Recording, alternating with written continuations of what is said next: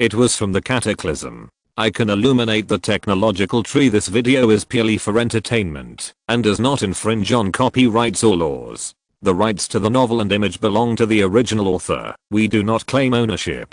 Don't like waiting and want to listen to this fanfic in full now? Subscribe to our Patreon, where you'll find the best fanfics.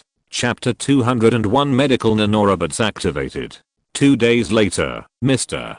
Ding, the physical conditions of the 6 patients have deteriorated. The moment he heard these words, Ding Zooming, who was resting on the table, trembled, opened his eyes suddenly, and stood up from the chair. What's going on? Ding Zooming hurriedly walked to the holographic image point. When he saw the vital signs data jumping all over the screen, his face instantly turned pale. Drug resistance. The researcher on the side nodded and said in a hoarse voice, I'm afraid so. This antibiotic is about to lose its effectiveness. Ding Zooming was silent for a moment, then raised his hand and rubbed his stiff face. How could this happen? How long has it taken? How fast can this bacteria adapt? The researcher looked bitter. Mr. Ding, this should be related to their reproduction speed. Although it only lasts 2 days, these bacteria have already reproduced for countless generations. Hey. Ding Zooming sighed again. Let's change to another antibiotic. He naturally knew that this method could only have a short-term delaying effect. Once all the available antibiotics are used up, the only way to face these 6 starship pilots is death. He silently turned his head and glanced at the closed temporary laboratory door beside him. Now, we can only place our hopes on Professor Lu and the others. In the laboratory. Lu Yongchang sat on the chair with dull eyes, staring blankly at the countless experimental data on the holographic image in front of him. In the past 2 days, they tried countless methods, but without exception. Facing this kind of bacteria with extremely strong desire to survive, they all failed. Innate advantages coupled with acquired hard work. He swore that he had never seen such outrageous bacteria. He gave a slight wry smile. God seems to have great ill intentions towards mankind, a civilization that has just begun to take steps. What is this? Walking out of novice village with high ambitions, only to be taught a lesson by a slime on the roadside. It would be great if human immune cells could reproduce infinitely like this bacteria. Mao Zheng's his muttering came from the side. Lu Yongchang shook his head angrily. Are you kidding? It proliferates indefinitely. Isn't this cancer? His voice grew fainter. A flash of inspiration flashed in his mind. He tried to catch this flash of inspiration, but no matter how hard he tried, he was always separated by a layer of window paper. This feeling of remoteness made him feel a little painful. Professor Mao Zheng's he on the side noticed something strange about Lu Yongchang and asked softly, TSK. Lu Yongchang clicked his tongue impatiently. Brother Mao, did you just say infinite proliferation? Mao Zheng's he was taken aback by Lu Yongchang's reaction. In his impression, it seemed that he had never seen Lu Yongchang like this before. Maybe it's because there's too much pressure. After all, this bacterial problem is related to the future of Mars City. Thinking of this, he sighed slightly and tried to comfort Lu Yongchang. Yongchang, you don't have to be too anxious. Biological matters are. No, that's not right. Lu Yongchang obviously did not listen to Mao Zheng's words. Infinitely proliferating immune cells, he muttered. Suddenly, the gloomy look on his face disappeared. Brother Mao, I know the solution. As he spoke, Lu Yongchang reached out and grabbed Mao Zheng's shoulders, shook him vigorously and said, nanorobots, medical cabin technology. The moment he heard the words from Lu Yongchang's mouth, Mao Zheng's he couldn't help but froze on the spot. He ignored the tightly held shoulders, and his dim eyes gradually became brighter. Yes, as long as we inject enough nanorobots to pull out these bacteria one by one, won't we solve the problem? A simple, crude, yet very effective solution. Lu Yongchang took a few deep breaths and calmed down the excitement in his heart. Brother Mao, over there in the biological laboratory, how far has the medical cabin progressed? Mao Zheng's he showed a bit of embarrassment on his face. Professor, the medical cabin technology is not mature yet, and we have not conducted any experiments yet. Lu Yongchang nodded thoughtfully. Have you not conducted any experiments yet? That means the basic functions have been implemented. Mao Zeng's mouth twitched. Is this still understandable? Professor, after all, this is something injected into the human body. If something goes wrong, it will be a big deal. Once it gets out of control, it disperses inside the human body. Mao Zengzi wanted to persuade Lu Yongchang. This seemingly perfect technology hides great risks. Professor, there is information from academician Ding zooming.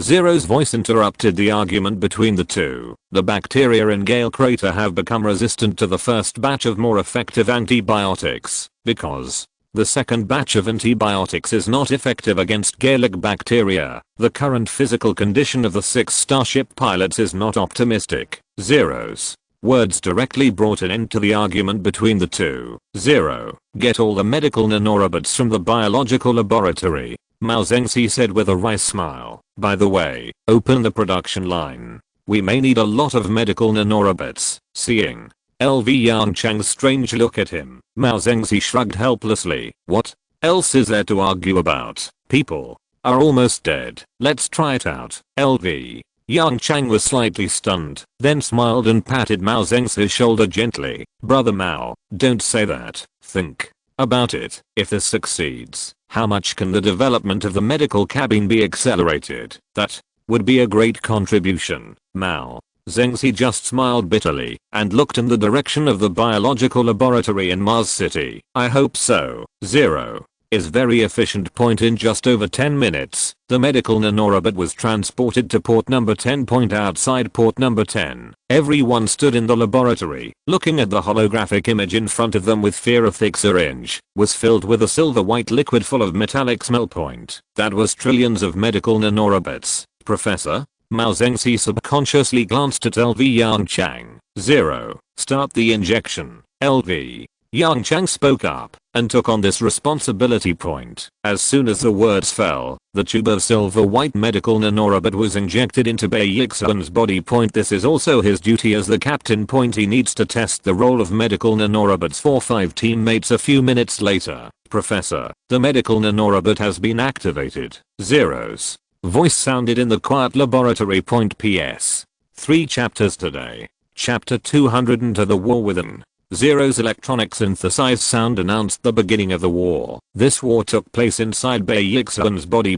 This is a war that is invisible to the naked eye. Countless fully armed medical nanorobots, under Zero's command, dispersed through the aorta to various small blood vessels, and then reached all parts of the body through the capillaries, and finally, accurately attacked the Gale bacteria. At this moment, a slight buzzing sound was heard in the quantum supercomputing center of the Earth starship located in the synchronous orbit of Mars. This was the first actual combat of medical nanorobots. Due to the lack of necessary experience, LV Yongchang chose to crush everything with computing power. As long as this time is successful, Zero can compile appropriate programs for nanorobots, allowing them to autonomously identify enemies like real immune cells. The holographic image in front of everyone changed quietly. Bei Yixuan's body outline appeared on the projection. The inside of the light blue body outline was filled with dense red dots. Those were hundreds of millions of Gale bacteria. Then, a silver-white substance continuously appeared on Bei Yixuan's right hand. That was the medical nanorobot injected into Bei Yixuan's body. In this light blue outline, the silver-white nanorobot only occupies a small part of the area. Judging from the picture alone, the strength of the two seems to be extremely different. Professor, the nanorobot has identified Gale bacteria. The electronic synthesized voice sounded again. Do you want to start? Lu Yongchang turned his head and stared at the surveillance screen on the side. In the picture, Bei Yixuan was wearing a breathing mask. His eyes were closed and he lay motionless on the bed. He didn't know what kind of impact his order would have after it was issued. But whether it was for the 6 infected starship pilots or for all mankind, he had to give this order. Let's start. Lu Yongchang's lips trembled slightly, and he said in a breath. As the voice fell, the picture showed some subtle changes. The silver-white nanorobot passed through the blood vessels and drew a series of beautiful curves in the light blue human outline. In the area where the silver-white curve passes, the red dots gradually fade until they disappear in Bei Yixuan's body. Countless nanorobots swarmed up tearing and devouring the hard-shelled Gale bacteria one by one. Faced with these unethical nanorobots, the Gale bacteria were obviously stunned. When they perceived that the population was rapidly declining, the Gale bacteria once again adopted the old strategy, holding together for warmth. But obviously, this method doesn't work well for medical nanorobots when the outer layer of the Gale bacteria, which served as a protective shield, was chopped up layer by layer. The outcome of this war was doomed. In the laboratory, the silver-white area occupied by the holographic projection became larger and larger, and the status of the two changed dramatically in just half an hour. This scene made everyone present smile a little. It works. Yongchang, did you see it? As the person in charge of the medical cabin technology, Mao Zengzi was obviously more excited than others. The successful operation of the medical nanorobot means that in the near future, the medical cabin will also be successfully launched for the entire human civilization. This is an extremely important scientific invention. I saw it.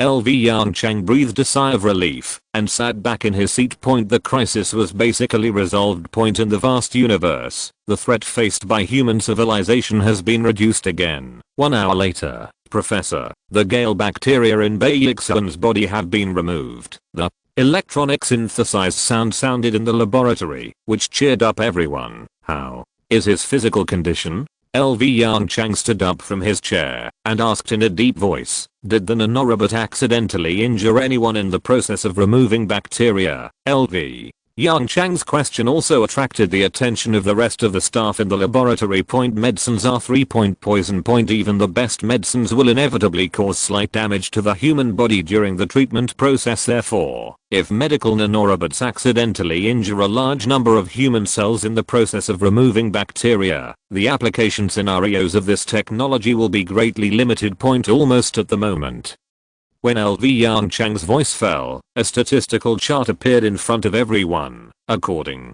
to current data, a total of 1,295 human cells were ruptured and died during the entire removal process. Considering that all nanorobots are fully controlled by me, the removal accuracy is relatively high. After switching to program control, a full body lesion removal is expected to cause 10,000 to 50,000 human cells to rupture and die. 10,000 to 50,000. It seems like a lot. But for the entire human body, this number of cells is simply not worth mentioning. According to research, a normal adult has more than 30 trillion cells in the body. 10,000 cells are not even as many as the number of cells that died from scratches. A faint smile appeared on Lu Yongchang's face. Next, it is the last step of the entire treatment process. His tone was a little more relaxed. 0. Send Bai Yixun to the sterile room first. Remember, don't cause secondary infection. Then, take out all the medical nanorobots and try not to leave any residue. This step is also to prevent unexpected situations in the future. At present, they are under Zero's control, and there is a high probability that there will be no problems, but it is better to be safe than sorry. Who knows if these nanorobots will have any bugs after Zero's control is interrupted. What's more, this technology will also encounter ethical issues. For example, the semi-mechanized transformation of humans. As the chief scientist, LV Yongchang must take all possible results into consideration. Got it, Professor. In port number 10, in a temporarily transformed sterile room. Bai Yixun, lying on the bed, slowly opened his eyes, looking at the unfamiliar environment around him. There was a bit of confusion in his eyes. The next moment, a strong sense of fatigue came from deep in his body. Where is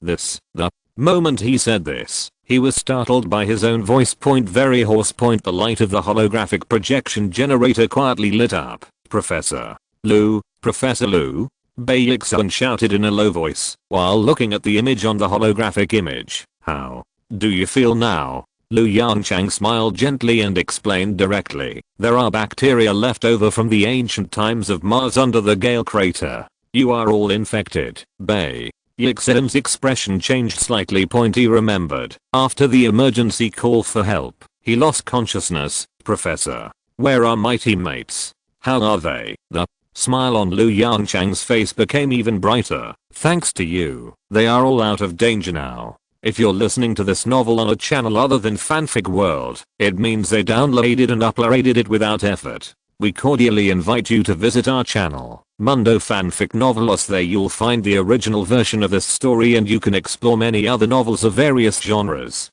We're waiting for you to immerse yourself in a world of incredible novels. Chapter 203, The Beginning of Chaos. Bay. Yongchang's eyes showed some doubts, and he looked down at his body subconsciously. Professor? What does this mean, LV? Yongchang smiled and explained. The Nanorobot's Bay. Yongchang was silent for a moment. As the captain, this is what I should do. Proxima B. Proxima B. Point Incubation Center. A thin Proxima Centauri man struggled to swing his slightly weak lower limbs and returned to a small room. Point. That was the collective dormitory for the Meris working in the incubation center. The door was closed, and under the dim light inside, he slightly opened his breathing hole and exhaled a breath of turbid air. No. 12. A listless voice came from the side. Why did you come back so late today? Hearing his code name, he turned his head and looked in the direction of the voice. Point. An equally thin Proxima Centauri man was lying on the dirty bed, looking at him indifferently. Point. That was number 2. Point. The oldest one among their batch of Meris. No. 12. Number 2 Meris urged. I have more tasks today, so. He explained softly. Point. Hearing this, layers of fine wrinkles suddenly appeared on the top of number 2 Meris's thinking organ. The task has become heavier again. A heavy exhalation came from the other side. Yes, the tasks of the incubation center have become heavier day by day recently, and I don't know what's going on. He turned his head and took a look. Point. That was number 7. Point. As the voices of the 3 people talked, one by one, the figures hidden in the darkness gradually emerged. Point. There were a total of 11 Meris, all squeezed in this small and dim room. Point. As the last of the 11, number 12 Meris did not speak, but quietly retreated to his bed. Point. But obviously, his wish to hide himself was not realized. Hey.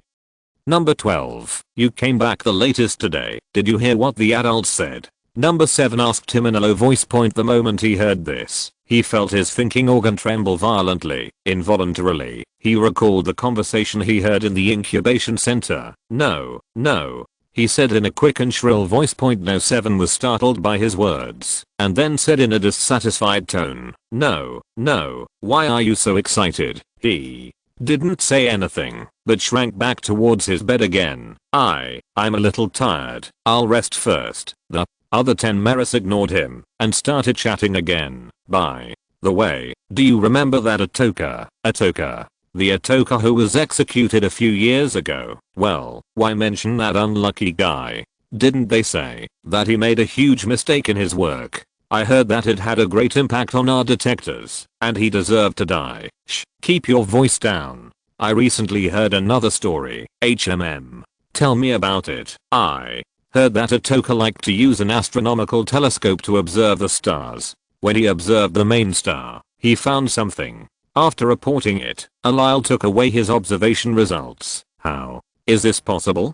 How could Lyle take Atoka's things? He should make up a decent story. Lying on the bed, number 12 Meris listened to the discussion of the crowd silently. Point. When he heard the word main star, his thinking organ involuntarily recalled the conversation he overheard. The main star is about to go out. We need to build a large number of starships. They are the best labor force. Hey, number 12. A shout interrupted his thoughts. What do you think about that Atoka? It was still number 7 Meris who was asking him questions. His 3 pairs of narrow visual organs trembled slightly. I think there is this possibility. I heard a conversation today. Before everyone could speak, he continued. It was said by a Lord Rex. There was silence in the small room. Point. The other 10 Meris widened their visual organs and looked at him. No 12, don't keep us in suspense. Just say what you have to say.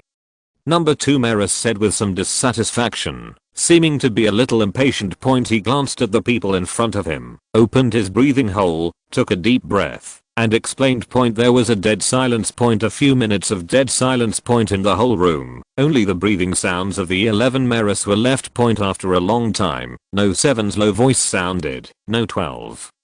You mean, Lord Rex said, that our main star is about to go out, and they are going to build a starship to escape? Faced with doubts. Number 12 Maris's limbs trembled slightly, and he said in an extremely weak voice, This is all I heard. And I just heard you say that the executed Atoka found something on the main star. Could it be he? Stop talking in time. There was another dead silence. Although no sound was heard, he could feel from the gradually changing atmosphere around him that everyone present believed his words. Bang. A dull slapping sound came from number 2 Maris. How could this happen? We are abandoned just like that. He lowered his thinking organ and looked at the ground silently. I'm afraid it's not just us. No 7's low voice sounded again. According to number 12, they should have abandoned most of the Proxima people, not just us Maris. Then, what should we do? Just wait to die? No, I don't want to die. What else can we do except wait to die? We are just Maris. Look at your arm. It's only half the thickness of a normal Proxima person. We are just a group of low-level creatures. A chaotic noise sounded instantly. Okay, be quiet. Number 2 Maris narrowed his narrow visual organ and shouted in a low voice. The room returned to silence again. No. 12. I ask you, are you sure these things are true? Faced with number 2 Maris's inquiry, his 3 pairs of visual organs revealed some uneasiness and panic. Yes, it's true. No. 2 Maris didn't speak, but just closed his visual organ silently. For a long time. Perhaps there is a way to gain a chance of survival. Number 2 Maris muttered to himself. The impatient number 7 quickly turned around and asked, what method? If we spread this news, what do you think will happen? Chapter 204. Do you want to start the wake-up procedure? Mars. More than 2 months after the Gale Crater bacterial crisis, the medical cabin project led by academician Mao Zedong was finally announced to be completed. In the biological sub-laboratory in Mars City number 2, Mao Zedong waved his hands excitedly at LV Yongchang in front of him. Professor, after our experiments, this medical cabin can solve more than 90% of human diseases, except for those diseases caused by specific gene defects. It can solve almost all bacteria, virus infections, and organ lesions and cancers very well, according to estimates. After the large-scale promotion of medical cabins, the average life expectancy of humans will achieve a qualitative leap.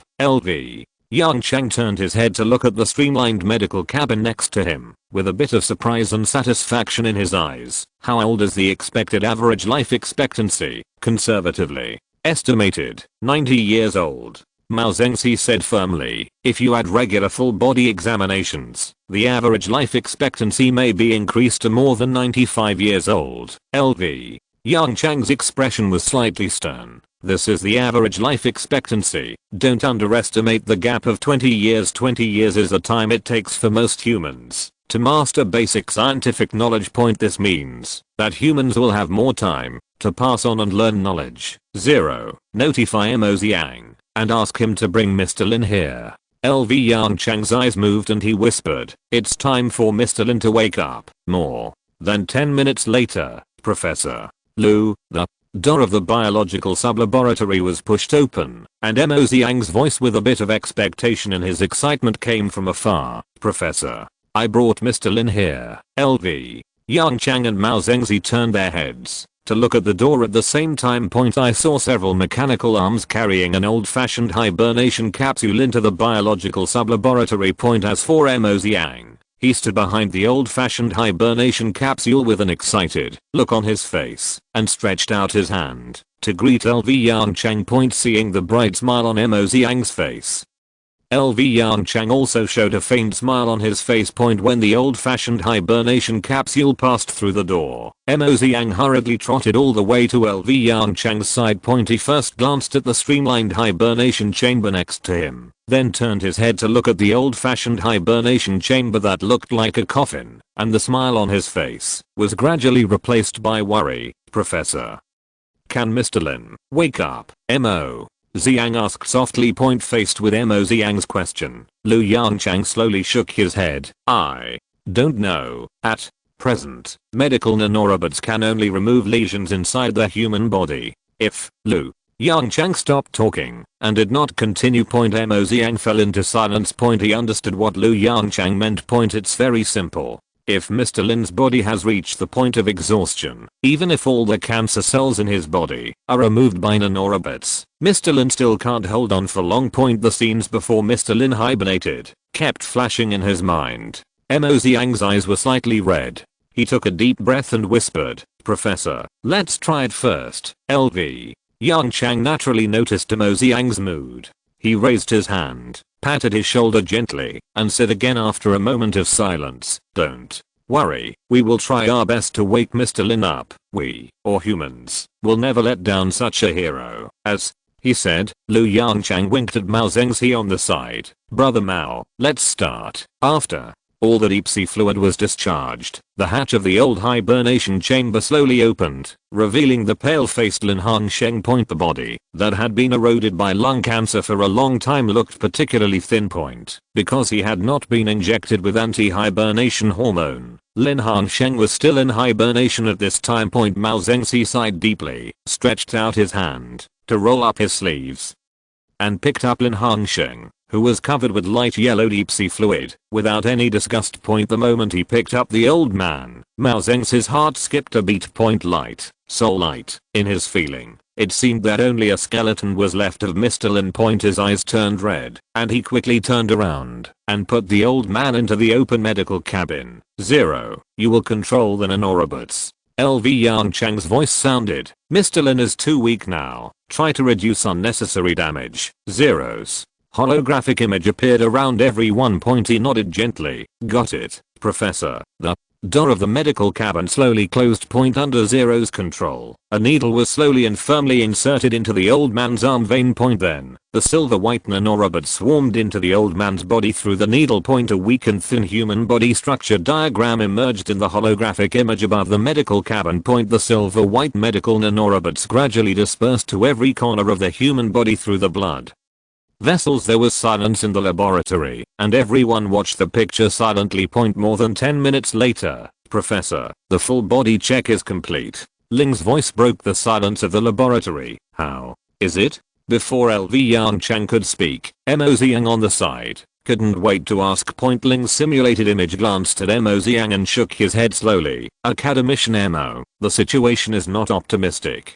Mo Xiang looked sluggish. His mouth opened slightly, but he couldn't say a word. "What's going on?" LV Yongchang's gentle voice sounded, asking the question for Mo Xiang. "What is the probability of successful treatment, Professor?" "Academician Lin's lung cancer has reached the advanced stage, and the cancer cells have spread throughout the body." Ling explained softly. "Medical nanorobots can accurately remove these cancer cells, but Mr. Lin is in poor health, and I cannot guarantee that he will wake up from hibernation after removing the cancer cells." LV Yongchang and everyone present fell into silence. After a long time, Lu Yongchang said in a dry voice, "Ling, remove the cancer cells first." Received. The removal process is long, and it is expected to take 4 to 5 hours.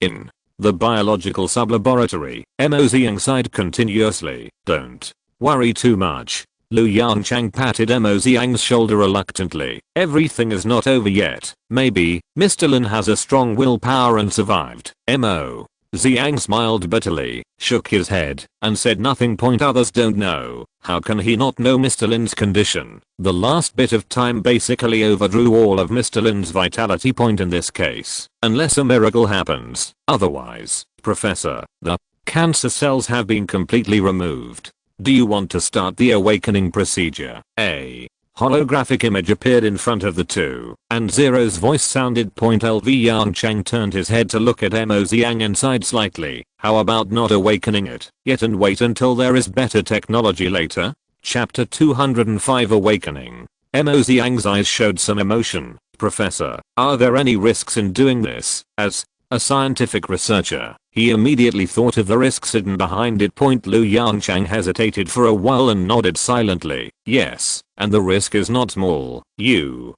also know the situation. When Mr. Lin enters hibernation, the longer the time goes on, the lower the probability of waking up, unless our medical technology develops fast enough. Otherwise." Mo Xiang fell into silence again. After thinking for a few minutes, there was a bit of ruthlessness in his eyes. "That's it, Professor, perform the wake up procedure. Rather than let Mr. Lin die in hibernation, let's give him the last hope. A dose of anti-hibernation hormone was slowly injected into Mr. Lin's body. Time passes bit by bit. The vital sign data displayed on the medical cabin gradually picked up. But Mr. Lin's eyes did not open for a long time. The laboratory was enveloped by a burst of low pressure, and all the researchers' faces were filled with dark clouds. Why half an hour later, Yongchang looked at the stable vital sign data with a hint of weakness, and sighed. Academician MO. Maybe there is no miracle. MO. Zhang stared at the old man in the medical cabin, and said with red eyes, Professor, can you help me open the hatch of the medical cabin? Yongchang looked at Mo Zhang in front of him and sighed again. 0. Open the hatch cover. 0. Said nothing. The hatch of the medical cabin slowly opened. Mo Zhang slowly stepped forward, looked at old Lin's face which had regained some of its color. His lips trembled a few times, and he spoke softly. Academician Lin, there is something wrong with the third generation quantum computer architecture you designed. The moment the words fell, old Lin twitched his fingers slightly. Then, under the gaze of everyone, Mr. Lin's lips trembled slightly. What's the problem? An extremely weak breath sounded. It succeeded? Yongchang looked at the scene in front of him blankly. Immediately, he reacted quickly. Where are the medical staff? Get the medical staff over quickly. There was chaos in the biology laboratory. As for Mo Zhang, he cried with joy, stretched out his hand to hold Mr. Lin's withered and thin right hand, and said repeatedly, Mr. Lin, there is no problem. There is no problem. Where is this? Mr. Lin opened his eyes slightly, glanced at the surrounding environment, and asked in an extremely weak voice, this is Mars.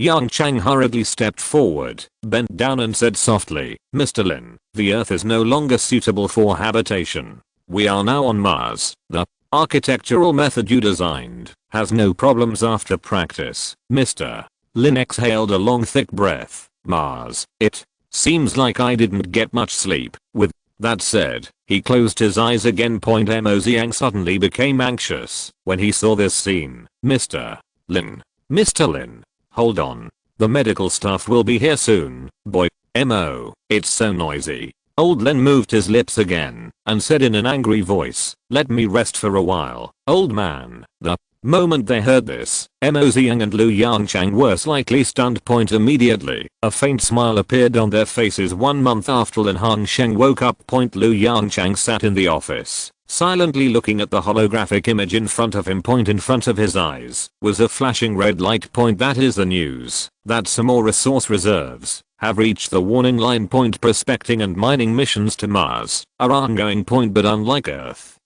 Mars lacks many important minerals. As for the reason, it still has to be attributed to the huge meteorite that hit Mars 4 billion years ago. The impact of the meteorite accelerated the cooling rate of the Martian core by an unknown number of times. Mars, which has lost its large-scale active magma and magnetic field, naturally has no liquid water or life on its surface. The lack of water flow and biological effects has resulted in a significant reduction in the types of minerals on Mars. Although there are still many robots on the Earth faithfully carrying out destructive mining tasks and constantly transporting them to Mars through space elevators and spaceships, this cannot meet the growing needs of human civilization. 0. Help me inform Fang Zhu. After pondering for a long time, Yongchang stood up from his chair and walked towards the office door. Get ready to hold a meeting, conference, on space mining technology, Proxima B. Maris number 12 swung his weak limbs and walked on the road in fear, looking around. There are basically tall and strong Proxima Centauri people on both sides of the road. There were only a few like him, the frail Maris, who walked silently in the middle of the road. At noon, the huge main star spreads endless heat to Proxima Centauri B. Under the light and rays of the main star, Malus number 12 felt a tingling sensation coming from his carapace-shaped back. He wanted to go to the dark places on both sides of the road. But this is not allowed. Only normal Proxima Centauri people can walk in the darkness on both sides of the road. Malus hatched by the incubation center like them are not worthy of walking on it. Call Maris. Note 12's breathing holes opened slightly and let out a thick breath. I really don't want to go out, but there is no way. This is his job today. To purchase some supplies for the adults in the incubation center. Of course, it is not the supplies for the incubation center. The supplies for the incubation center are delivered by Special Proxima Centauri. He is a small Meris and is not qualified to do this job. As for what to purchase, it is nothing more than daily necessities for those adults. After all, life in the incubation center is boring, and it is reasonable for those adults to have some fun. Under the light of the main star, he couldn't help but think of the conversation a few nights ago. When Meris number 2 proposed to spread the news, fine and dense bumps appeared on the top of the thinking organs of all Meris present. "Ah, you crazy, Meris," number 7 shouted in fear. "If this kind of thing is discovered, the executed Atoka will be our fate." Meris number 2 glanced at Meris number 7 lightly. "So, what are we just going to stay in the incubation center and continue to work for those adults so that they can escape from this planet?" Meris number 7 was speechless for a moment. This, Meris number 2 narrowed his 3 pairs of eyes slightly and said in a low voice, "Since no matter what we do, it's a dead end, why don't we make things bigger?" Silence. Unprecedented silence. In the small room, even the breathing of the crowd could not be heard. Perhaps realizing the seriousness of the matter, all the Meris present held their breath involuntarily. Every once in a while, those adults will send a Meris out to purchase supplies. Meris number 2 said in a light tone, "When the time comes, we can find an opportunity to spread the news. As for whether it works, it depends on our luck." Chapter 206 A Smooth Arc. Meris number 12 shuddered slightly. Even under the blazing light of the main star, he still felt a little chill coming from behind. Especially thinking of the plan proposed by Meris number 2, he couldn't help but curl his back again. While walking in the middle of the road, he secretly glanced around. The tall Proxima Centauri on both sides of the road obviously disdained to pay attention to the Meris in the middle of the road. As for the Meris in the middle of the road, they were under the blazing light of the main star, with grey faces, walking on the hot road like a machine, and obviously had no mood or energy to pay attention to him. Meris number 12 opened his breathing hole slightly and exhaled a deep breath of hot air. Then, he quickened his pace and moved forward according to the route indicated on the watch. He didn't have much time. If he couldn't finish purchasing the so-called daily necessities in the evening, he would probably be executed directly in front of a group of Meris like Meris number 1 before. Time passed by minute. The road became narrower and narrower, and there were fewer and fewer Proxima people on both sides, leaving only the expressionless Meris in the middle of the road. Meris number 12 turned his head and glanced casually. When he saw the number of Meris in the middle of the road, his 3 pairs of visual organs could not help but reveal a bit of surprise. So many? He raised his head and looked at the only dark black, round-shaped building in front of him and swallowed lightly. These Meris should all be here to purchase supplies for those upper-class Proxima people, right? He didn't have time to think about it and was pushed into the round-shaped building by the Meris behind him. Following the instructions on the watch, he walked all the way. Finally, he stopped in front of a clean and tidy store. Looking at the tall and spacious storefront in front of him, he couldn't help but pause. This was his first time to come out to purchase supplies. Therefore, he didn't know what to do next. Go in directly or wait at the door, or is there a small door for Meris to walk through? He knew nothing. The smooth skin on the top of Meris's thinking organ number 12 was constantly wrinkled, and his nervous and uneasy emotions were clearly visible. "Hey, a loud shout came from the shop in front of him. The slightly high-pitched voice scared Meris number 12 and made him tremble. He quickly raised his head and looked in the direction of the voice. A tall female Proxima looked at him, and a smooth arc appeared on the skin on the top of her thinking organ.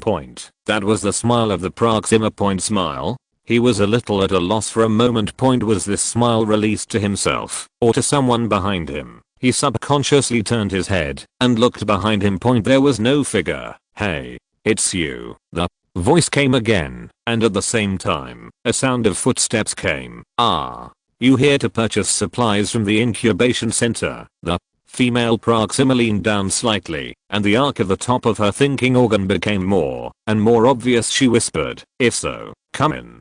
Calculate the time. Those adults should also send people." Adults? No. 12 Merus sensitively noticed the address and the words of the female Proxima. He quickly raised his head and glanced at her clothes. The quality of the clothes is not good. It seems that this female Proxima belongs to the lowest status among the normal Proxima people, and also the largest group. That is, the so-called ordinary people. Even so, her status and his status seem to be separated by a chasm. It is no exaggeration to say that these are two classes with a world of difference. No. To put it more strictly, they are equivalent to two species after all. Merus has no gender and cannot reproduce. Therefore, his 3 pairs of narrow visual organs revealed some doubts. He has never seen a Proxima who would smile at Merus. "Ah, you from the incubation center?" It seemed that because number 12 Merus had not spoken, the arc on the top of the female Proxima's thinking organ gradually faded, and instead, a slight wrinkle appeared on the skin on the top of her thinking organ. "Ah, yes, I'm here to purchase supplies for the incubation center." Number 12 Merus gave up thinking and responded quickly. While speaking, he swung his weak and short forelimbs and placed them on the top of his thinking organ to show respect for the Proxima in front of him. "Come in." The female Proxima turned around and said softly, "You don't have to be so polite to me. I'm just an ordinary Proxima." "No." 12 Merus was a little surprised, then put down his forelimbs and carefully stepped into this slightly high-end store. "What supplies do the adults in the incubation center need this time?" The voice of the female Proxima came. Hearing the question, he quickly responded in a respectful voice, "I will send you the list right away." As he said that, he stretched out one of his forelimbs and operated on his watch. A few seconds later, the female Proxima turned her head and glanced at the display beside her. "Okay, I got it. There are a lot of things. Please sit down and wait for a while." After that, the female Proxima turned and walked towards the warehouse behind the store. In the huge shop, only the thin Merus was left. He looked at the clean chair beside him and gave up the idea of sitting on it. He didn't dare. After all, there were some things that Merus were born not to touch. The waiting time was extremely long. No. 12 Merus raised his front legs, looked at the time on his watch, and showed some worry in his eyes. Time was a bit tight.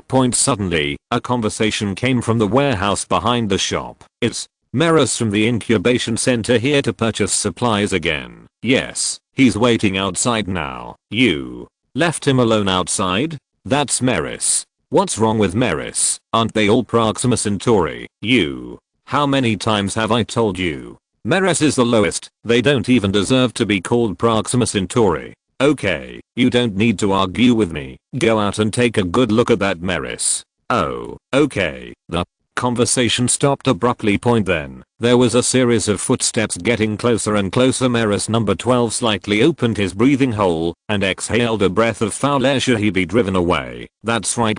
As Merus, how could he be treated like this? As he thought, layers of fine wrinkles appeared on the top of his thinking organ. "I'm sorry." The slightly weak voice of the female Proxima Centauri came. "You don't have to take my father's words to heart. If there is any offense, I apologize to you on his behalf." Chapter 207 Aquitus. Merus number 12 stood there in a daze. What did he just say? Apologize? Sorry, this is what a female Proxima said to him. Merus number 12 raised his head slightly and stared blankly at the female Proxima, who was much taller than him. He moved his lips, and for a moment he didn't know what to say. "Aquitus, everything is ready." A heavy voice came. "Okay, here we go." The female Proxima in front of him shouted. A smooth arc appeared on the top of her thinking organ again.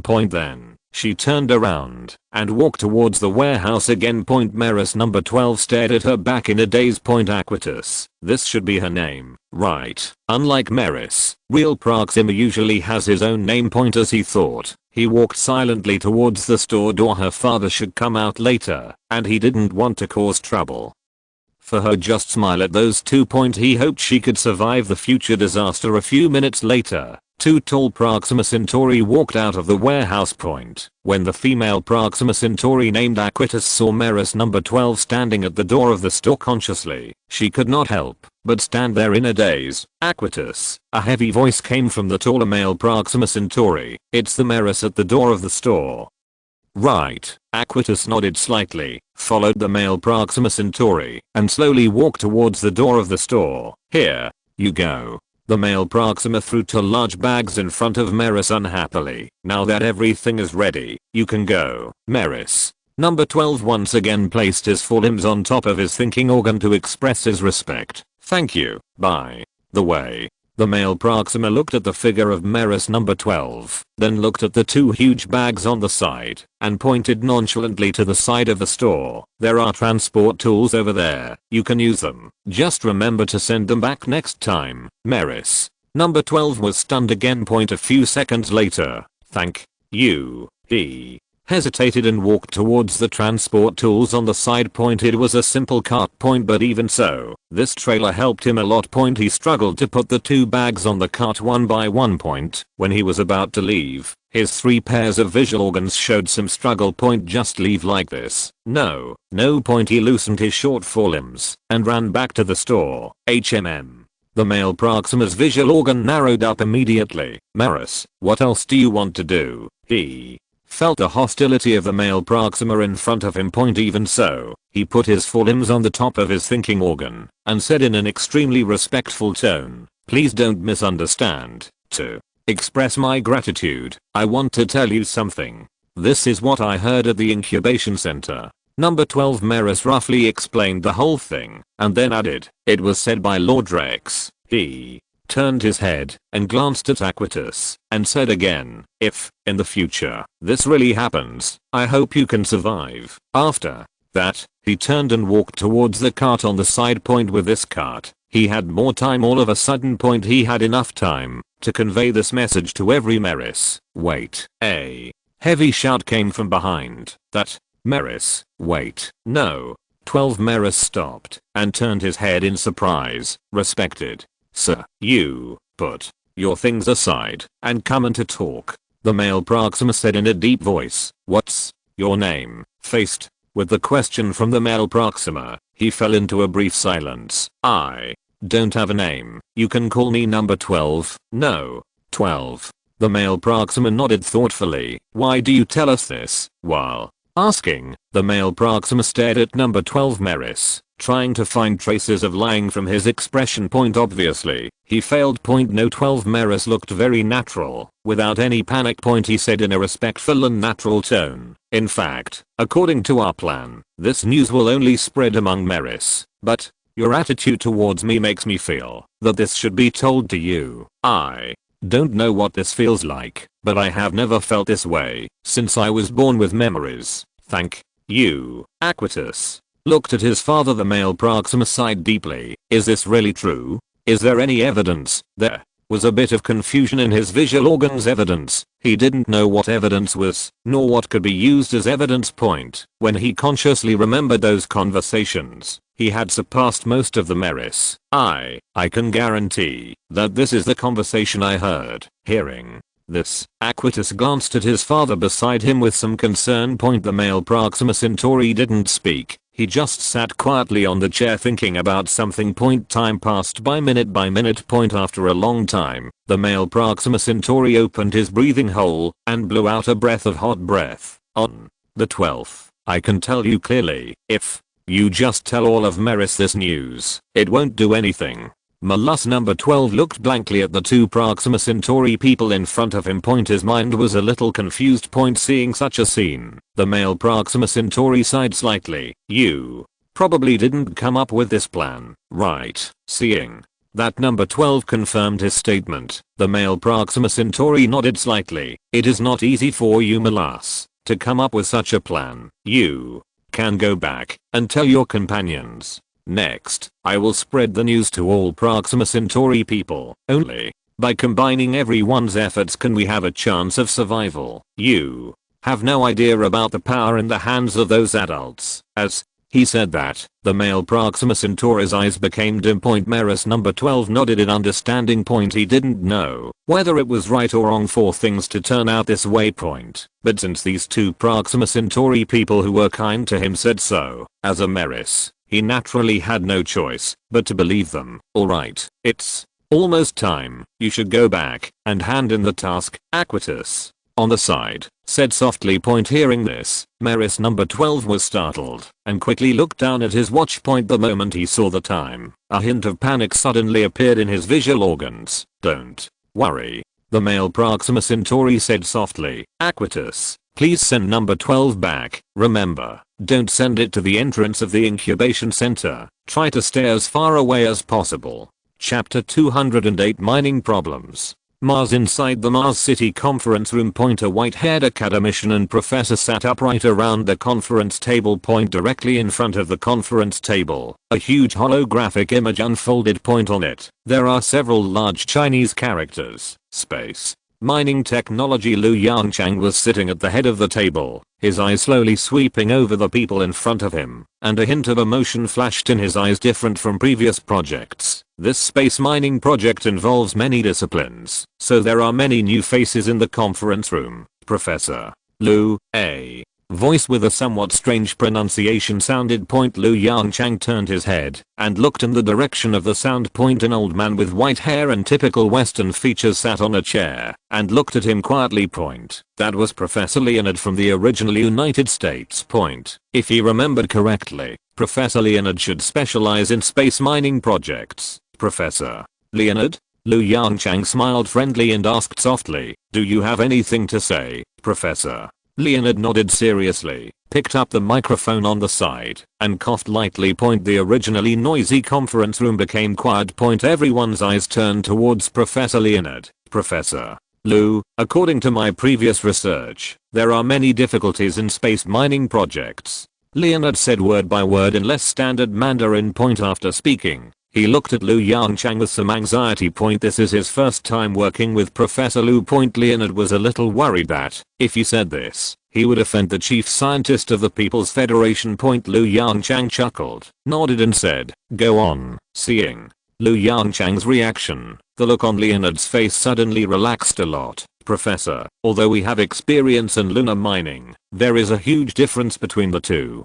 Professor Leonard said seriously, the three largest asteroids in the asteroid belt between the orbits of Mars and Jupiter are over 400 kilometers in diameter. In comparison, the diameter of the moon is 3,476 kilometers. Everyone, this is the largest asteroid. Most of the other asteroids are within 100 kilometers in diameter. There are even many asteroids that are only hundreds of meters or several meters in diameter, and this has caused a more serious problem. Its gravity is extremely weak, and our mining ship must have a reliable enough fixation method to mine on it. Speaking of this, Leonard shrugged. Otherwise, our drill bit will the top of the mining ship flew out. Lu Yongchang frowned slightly. After thinking for a moment, he turned to look at academician Kang Xingbang, who was responsible for developing lunar mining equipment. Mr. Kang, this shouldn't be difficult for us now, right? The white-haired Kang Xingbang frowned and thought for a while before nodding. Professor, this technology is not difficult to solve. Okay. Leonard spread his hands and said again, then, the most important question, Professor Lu, what method do you want to use to mine asteroids? Drill mining or explosive mining? With drills, the mining efficiency is extremely low, and explosives are difficult to control. Those micrometeoroids in space are no joke. Hearing this, Lu Yongchang frowned immediately. Well said. This is also a problem that has troubled Lu Yongchang for a long time. There is a huge gap between each asteroid. For Pallas, Juno and Vesta, the three largest asteroids in the asteroid belt, mining is not very difficult. Even now, Zhuangtuan mining robots can be directly dispatched to carry out mining missions on these three asteroids with a diameter of more than 400 kilometers, but for smaller asteroids, it is undoubtedly a huge problem to carry out efficient large-scale mining. Mind using traditional drilling methods, these asteroids are too small for even ZUANV-2 to stay on their surface. As for using explosives to blast, it's even more idiotic. The impact generated by the explosive is enough to send those tiny rock fragments to extremely high speeds by then. Let alone mining. It is estimated that it will be difficult for mining ships to operate in the asteroid belt filled with a large number of hidden weapons. Thinking of this, Yongchang frowned deeply. This is not just a drawback of explosive mining. Even when mining through traditional drilling methods, the debris problem is difficult to solve. 500,000 asteroids are scattered in an area of 2. The 17th of March 1964 astronomical units from the sun. It seems like a lot, but in fact, the entire asteroid belt is very empty. However, once the above two methods are used for mining, countless micrometeoroids will inevitably be formed. For a starship flying at high speed, a large number of micrometeoroids are tantamount to a deadly blade. This is undoubtedly extremely bad news. Can't these asteroids be dragged to the orbit of Mars for mining? Fang Zhu's voice sounded from the side. If you are lucky, these rock fragments may be able to form a Mars ring. Yongchang's eyes lit up slightly, but then he shook his head. I'm afraid it's difficult to do. Yongchang sighed slightly. The resources consumed by dragging those asteroids are completely out of proportion to the benefits. What a waste. For a moment, there was a sigh in the conference room. Professor Lu, I have a proposal. A somewhat familiar voice came from the corner of the conference room. Yongchang quickly raised his head and looked towards the corner of the conference room. The moment he saw the speaker, Yongchang couldn't help but be stunned. Tao Yuda. Yongchang's eyes moved slightly, and the plan of the spherical starship designed by him emerged in his mind. Perhaps, at this time, an unusual mining method is needed. Thinking of this, he nodded quickly and looked at Tao Yuda with expectant eyes. Say, the professors instantly turned their heads and looked towards the corners of the conference room. Obviously, Tao Yuda couldn't stand the scrutiny of the big guys. He opened his mouth. A hint of embarrassment flashed in his eyes. Professor, why not forget it? I think this plan is a bit. Yuda. Ko Lianke interrupted him softly. Be bold and say it. Believe in yourself. Hearing his mentor's voice, Tao Yuda swallowed slightly, and the look in his eyes became a little firmer. Professor, now that we have medical nanorobot technology, why not develop a nanorobot for mining? Tao Yuda said anxiously. I also thought of scenes from some previous science fiction movies and came up with this idea. Use a large number of nanorobots to eat the ore veins in the asteroid directly, and then let these nanorobots spit out the ore and then smelt it. This can take into account both efficiency and safety. Chapter 209 Chairman of the Council, Iron-039, lines take you out to relax. The picture described by Tao Yuda appeared in the minds of academicians and professors. The light in Yongchang's eyes became brighter and brighter. Professor, I'm done. Feeling the strange atmosphere in the conference room, Tao Yuda swallowed slightly and whispered. There was a brief silence in the conference room. Just when Tao Yuda was feeling uneasy, a slight burst of applause sounded. Tao Yuda looked in the direction of the applause in surprise. It's Professor Lu. I saw a slight smile on Yongchang's face, and his eyes were full of appreciation. Not bad. It is indeed a completely new direction. Although I don't know if it is feasible, I'm encouraged to have this idea. As Yongchang finished speaking, the other solemn-looking academicians and professors in the conference room also cast friendly glances at him. The nervous look in Tao Yuda's eyes gradually relaxed, and there was also a little excitement in his eyes. Yongchang turned around and scanned the crowd. After pondering for a moment, he said again, I will verify the direction of nanorobot mining. As for you, continue to try the traditional method. Of course, try to overcome the difficulties mentioned above as much as possible. 2037.2.14 Happy New Year's Eve, Professor. In Mars City number 1, in Yongchang's office, the holographic image lit up, and Zero's virtual image appeared in front of him. After hearing Ling's question, Yongchang raised his head from the pile of documents in front of him and blinked his slightly confused eyes. Lunar New Year's Eve after reacting. A bit of loneliness and anxiety flashed in his eyes. Has another year passed so quickly? Yongchang murmured to himself. There are only less than 9 years left for mankind. 9 years. This is still an optimistic statement. Point in real terms, there are only about 6 years left that humans can use. Point. The reason is simple. Point. According to model calculations, the sun will erupt in a helium flash in 2045. Point. At the moment, when a helium flash occurs, humans must flee far enough to escape the disaster. According to calculations, the Kuiper belt, located outside the orbit of Neptune,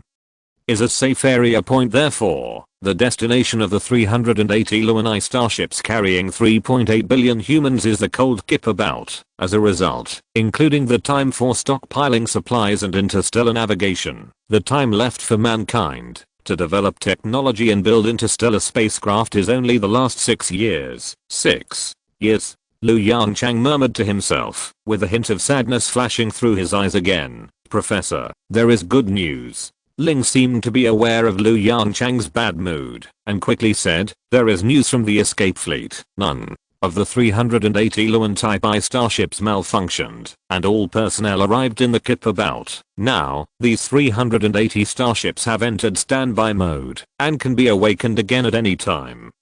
Yongchang couldn't help but feel refreshed. But this is the best news he has heard since coming to Mars. 0. Tell the chairman of the assembly this news. The new year is here, so that he can be happy too. Yongchang's face showed a bit of joy. Point. As soon as he finished speaking, he raised his hand to interrupt Zero's movements. Wait. Forget it. I'll go to the council chairman myself. The door of the speaker's office. Point. Yongchang was about to raise his hand to knock on the door, but saw the door quietly opened. Point. In the office, the old man looked at him with a smile and nodded gently. Yongchang, come in. Zero said, do you have good news to tell me?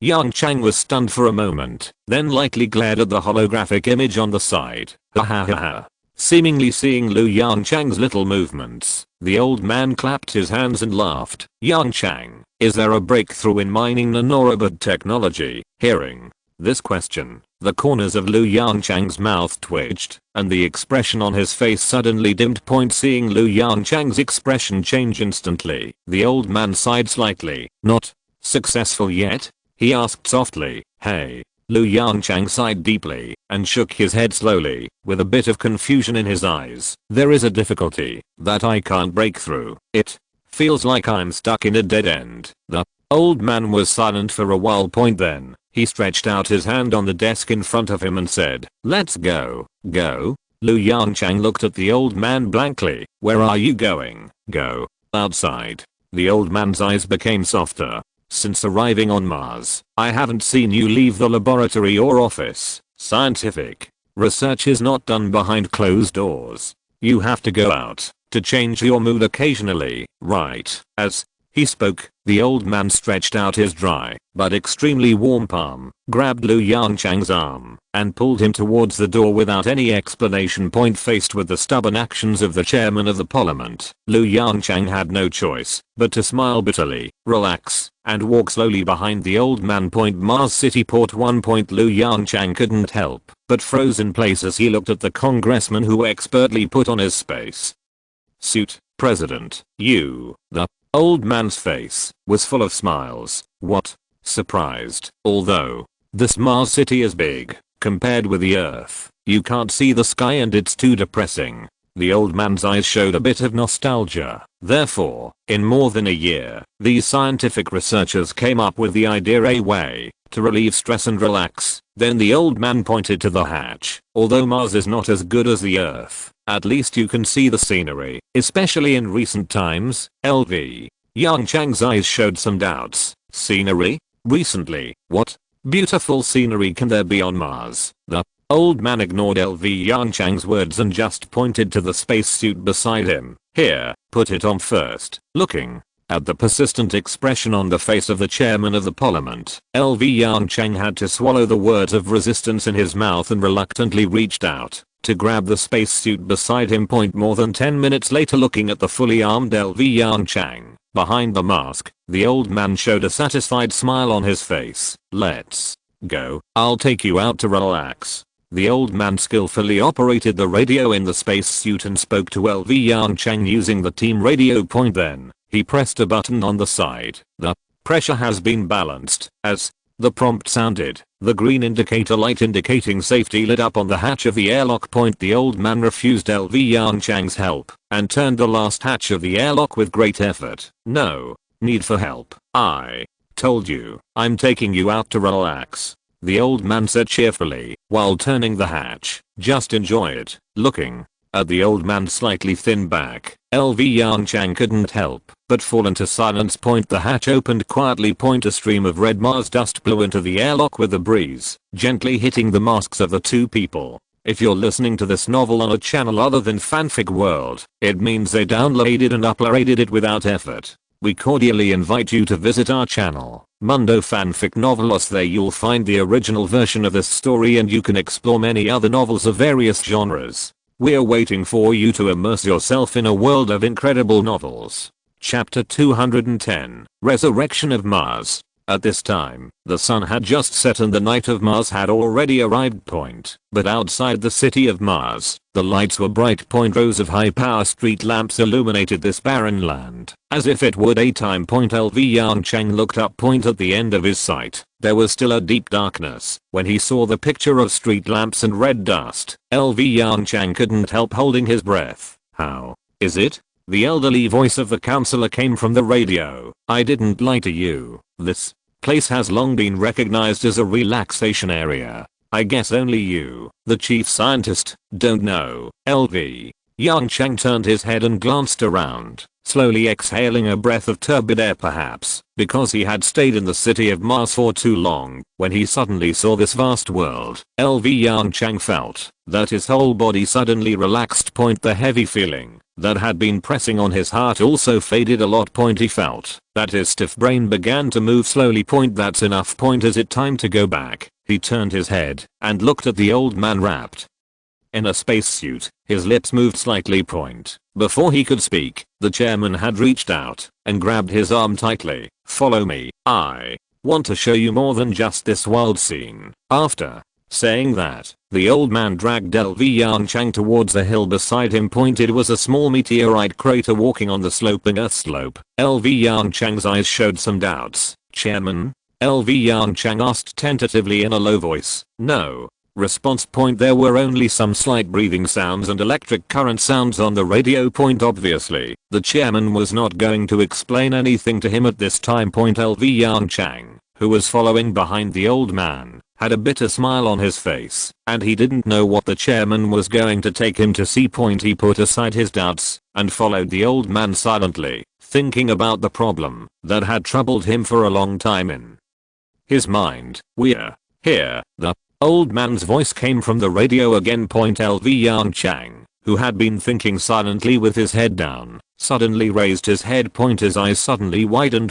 The water was sparkling. A small lake appeared in front of him. On the lake, there were twinkling stars and the lights of Mars City. Looking at the scene in front of him, LV Yongchang's eyes flashed a little trance.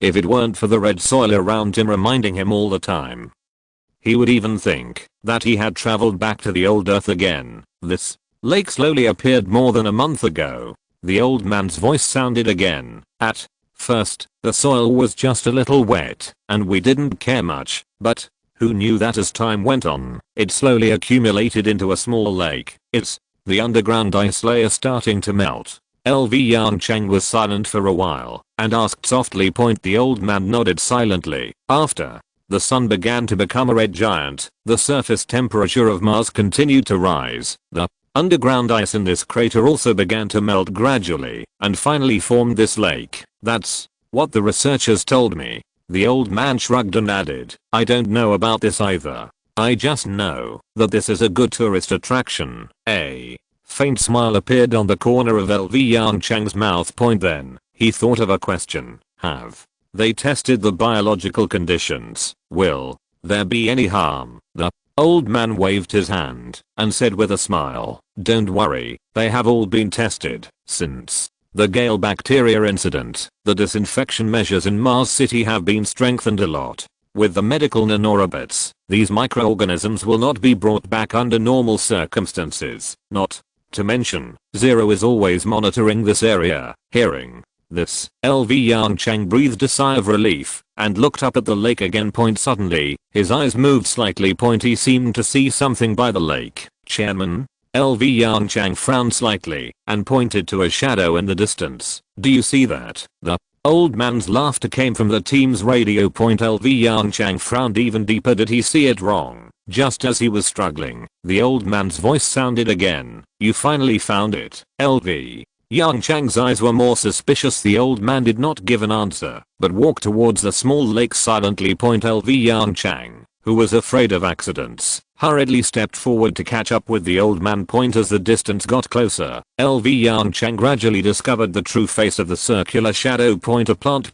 No, to be precise, it should be a fungus just like mushrooms on Earth, but larger in size. The purple red cap with a diameter of more than 1 meter lay quietly on the ground. Is this the fungus we found before? LV Yongchang walked quickly to the fungus, turned his head, and asked the old man, is it revived? The old man smiled and nodded gently. Yes, it is the fungus that provides hibernation hormone. Life will always look for a ray of hope when facing despair. LV Yongchang's eyes were full of amazement. The miracle of life was completely revealed in front of him at this moment. Even after countless billions of years of changes, the life underground on Mars still survives in an extremely tenacious way. In the past month, traces of these fungi have been found in many places near the equator of Mars. The old man walked to LV Yongchang and gently touched the purple-red mushroom cap. According to Zero's calculation, the underground ice layer and the ice caps at the poles of Mars will gradually melt in the next year. In the next few years, Mars will even become the second Earth. What a pity. LV Yongchang stood up and said after a long breath, the good times will not last long. When the helium flash breaks out, these lives that have finally waited for a second spring will still fall into despair. Yes, it's a pity. The old man nodded with emotion. Then, the old man put his hand on LV Yongchang's shoulder and patted him twice. Don't put too much pressure on yourself. You have done well enough. LV Yongchang nodded silently, looking deeply at the purple-red fungus in front of him. At this moment, his thoughts, which had been silent for a long time, gradually became active. At the same time, the expression on his face gradually became active. What? Do you have an idea? The old man's voice was full of laughter. LV Yongchang nodded vigorously and cast a grateful look at the old man. Okay. The old man laughed and turned to walk back the way he came. Since we have an idea, we should go back. Yongchang, remember, don't push yourself too hard. You have done well enough. Even if humans can only go this far, I believe no one will resent you. Chapter 211 Spiritual Star. 2 months later, the night tour of Mars on New Year's Eve obviously relieved LV Yongchang's tense nerves. Thanks to this, the subsequent research and development process became much smoother in just 1 month. Under the leadership of LV Yongchang, the mining nanoroid research and development project achieved a huge breakthrough. Mars port number 1.3 peculiarly shaped starships were quietly parked at the port. The starship cockpit was very small, about 1/3 the size of the Zhuan number 1 cockpit, so each starship had only one driver, but it had an extremely round belly. In the belly, in addition to the warehouse for loading ore, it was full of trillions of mining nanorobots. Bright big characters were printed on the outer shell of the starship. Hummingbird. This is the name of this starship. The total length of the Hummingbird starship is only 100 meters. Compared with the Luaneo type, its size is ridiculously small. But it is equipped with the same Hall thrusters and fusion reactors as the Luaneo type starship. This design is also to meet its work needs, mining and transporting minerals. Inside the Hummingbird starship number 1, a blonde and blue-eyed man in a spacesuit sat quietly in the slightly narrow driver's seat. Bart, please reply if you get it. The voice of a teammate came from the radio. The man quickly pressed the radio button and responded seriously. Got it. Please speak. The voices of 2 teammates came one after another. Captain, when can we set off? Yes, Captain, I can't wait to go to the asteroid belt to mine. Which man can resist the temptation of a space excavator? Listening to the not so standard Mandarin on the radio. Bart's eyes showed a bit of a bitter smile. The originally serious look on his face suddenly relaxed. He turned on the radio again and scolded unhappily. Huggins. What nonsense are you talking about? What? Space excavator. This is a hummingbird starship. A burst of laughter came from the radio. Okay. Bart laughed for a while and then reminded again. It's almost time to go. Be quiet. After the words fell, Bart restrained his smile a little and stared through the window. Deep in his eyes, there was also full of expectations. You're right. Which man can resist the charm of space mining? Although there is no explosives, it is mining on an asteroid after all. Calling. Hummingbird 1, please reply if you receive it. A clear and familiar voice came from the radio. Bart was slightly stunned and then hurriedly responded. Hummingbird 1 received it. Professor Chris, please speak. The flight time was extremely boring. Looking at the unchanging deep scenery outside the porthole, Bart opened his mouth and yawned. He glanced at the screen. It's still half an hour away from the target point. The 3 hummingbird starships have the same destination, an asteroid with a diameter of about 200 kilometers. Psyche. Psyche early as 1852. This asteroid was discovered by Italian astronomers because it contains a large number of minerals. It has always been coveted by humans according to observations and calculations. The main components of Psyche are iron and nickel. These are not the most important. The most important thing is that it contains a lot of heavy metals: gold, platinum, copper, as a walking core. The resources contained in Psyche are undoubtedly a timely help for current humans. Huggins, Jason. Bart turned on the radio and sent a message to the other 2 hummingbird starships. Come on, we are almost there. A few seconds later, the 2 people responded clearly. In turn on the radio, received. As time passed, the outline of Psyche gradually appeared in front of everyone. An asteroid with a bumpy surface, but flashing a little metallic luster. Everyone, we are here. Huggins' excited voice came on the radio. Looking at the mission target ahead, Bart's heart couldn't help but beat violently. In the deep and dark space, the 3 hummingbird starships slowly slowed down and gradually approached the lonely Psyche. Attention. We are ready to land. As the captain, Bart took a deep breath to calm down and said in a deep voice. After the voice fell, he took the lead in pressing several buttons on the console in front of him. Under the control of Yi, the speed of the 3 hummingbird starships continued to decrease, gradually approaching the uneven surface of Psyche. The whole landing process took about 10 minutes. A slight vibration came from the soles of his feet. Bart knew that this was a sign of a successful landing. The next moment, several hooks extended from the bottom of the hummingbird starship, firmly hanging the entire starship on the surface of Psyche. After the 2 hummingbird starships of his teammates stopped steadily, Bart said with some expectation, "Yi, start mining." The holographic image on the console changed quietly. The modeling of Psyche and the hummingbird starship appeared in front of him. The voice of weak artificial intelligence 1 then sounded. The fuselage has been fixed. The nanorocket delivery device is being deployed just below the cockpit. In front of the round belly of the hummingbird starship, a hard drill bit suddenly stretched out. The drill bit gradually stretched out, stretching towards the metallic surface of Psyche. At the moment of contact, a strong vibration came. This is an asteroid made of iron and nickel after all. Under countless flying sparks and strong vibrations, the extremely hard drill bit gradually penetrated into the surface. Through the porthole, Bart looked at the sparks flying at the bottom of the other 2 hummingbird starships. In addition to excitement, there was a bit of weirdness in his eyes at this moment. He suddenly discovered why this starship was named Hummingbird. The round belly, coupled with the long drilling rod. I have to say, from a distance, it does look a bit like a hummingbird foraging. Drilling is complete. Yi's voice sounded again. Start launching mining nanorobots. As soon as the voice fell, the holographic projection in front of him changed again. Countless silver white substances rushed into the drill hole frantically through the drilling rod. In just a few seconds, lines of Chinese characters quickly flashed on the holographic projection. Metal, iron detected, metal, nickel detected, metal, gold detected. Inside Psyche, Countless silver white nanorobots frantically devoured the minerals identified in front of them. The size of the drilling hole expanded at a speed visible to the naked eye. After devouring enough minerals, these nanorobots began to return along the original path of the drilling red. Their next stop is the warehouse of the Hummingbird starship. In the warehouse, they will spit out all the swallowed minerals afterwards. They will embark on the journey of devouring minerals again and start the next reincarnation under the wireless power supply module equipped with the Hummingbird starship. These nanorobots tirelessly dig for the abundant resources inside Psyche. Warm tips: if you find that clicking the next page will force you to jump to other websites, please use the chapter error or contact us at the bottom to inform us. We will handle it as soon as possible. Thank you for your understanding. Chapter 212: The Growing Technology Tree.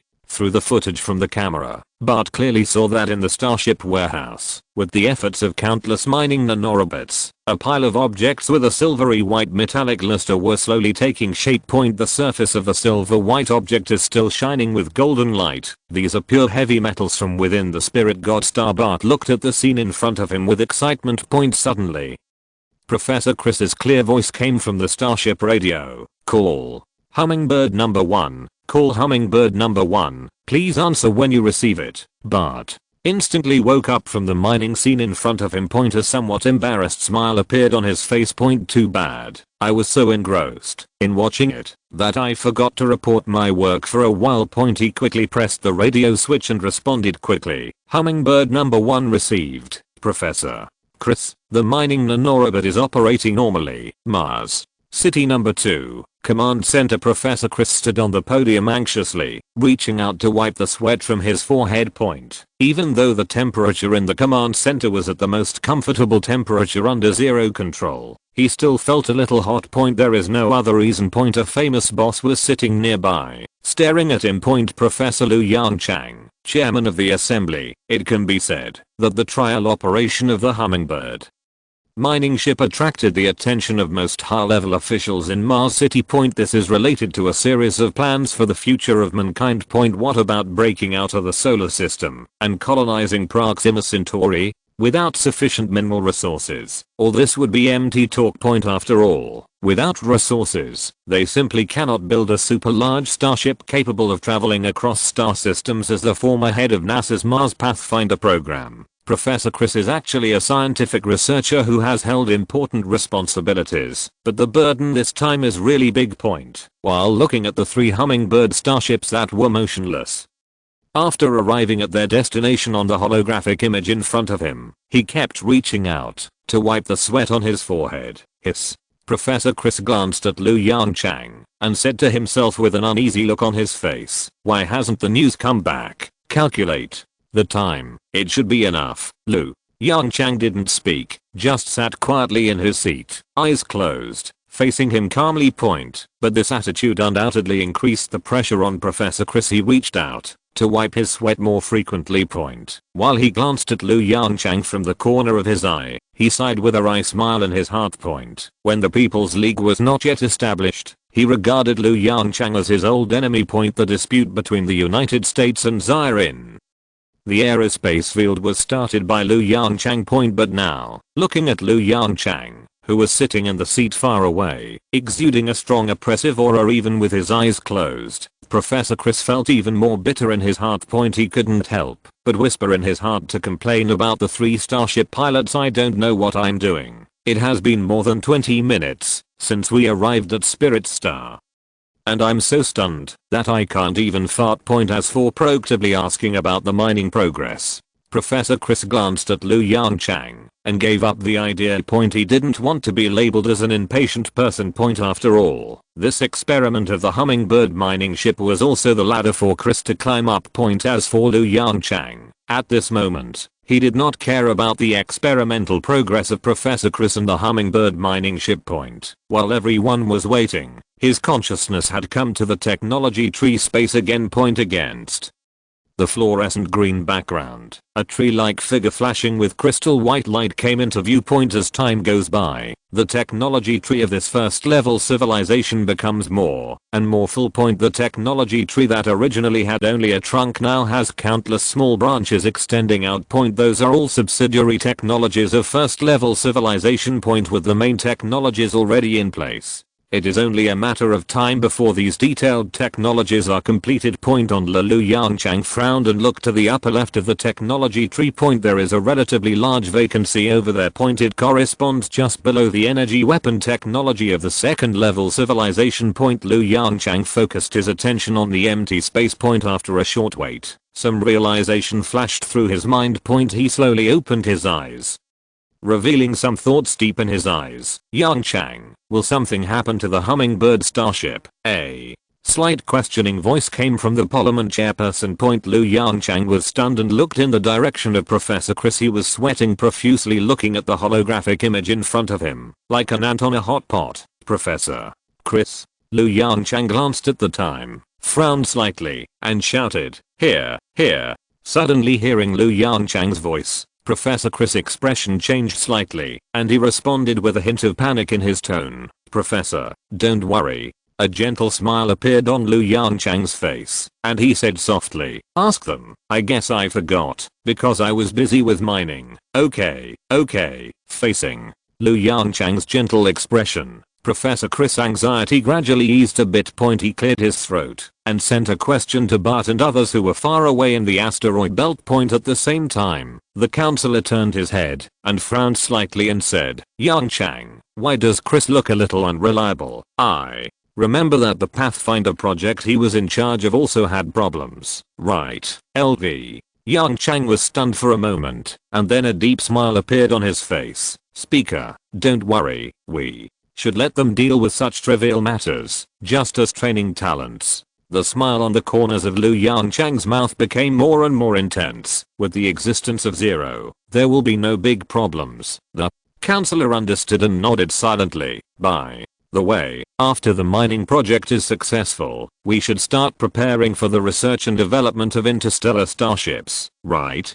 The counselor seemed to remember something, turned his head again and asked, "We don't have much time left, right?" LV. Yongchang frowned slightly, and the hint he just got flashed in his mind again. "The research and development of starships can start with the power system. My first priority now is to study weapons suitable for interstellar civilization. At present, our weapons are too backward. When we arrive at Proxima Centauri, no matter what the other side's attitude is, we will have to rely on fists to speak in the end." The chairman nodded with deep understanding. "The truth is everywhere within the range of the cannon. This is not said in vain. The human union is not established by just shouting. At the same time, Hummingbird number 1 received, Professor Chris. The mining nanorocket is operating normally." Bart's voice came from the radio. LV Yongchang showed a little relief on his face. The bottleneck mineral problem has been solved. It seems that the pace of human civilization will not stop for the time being.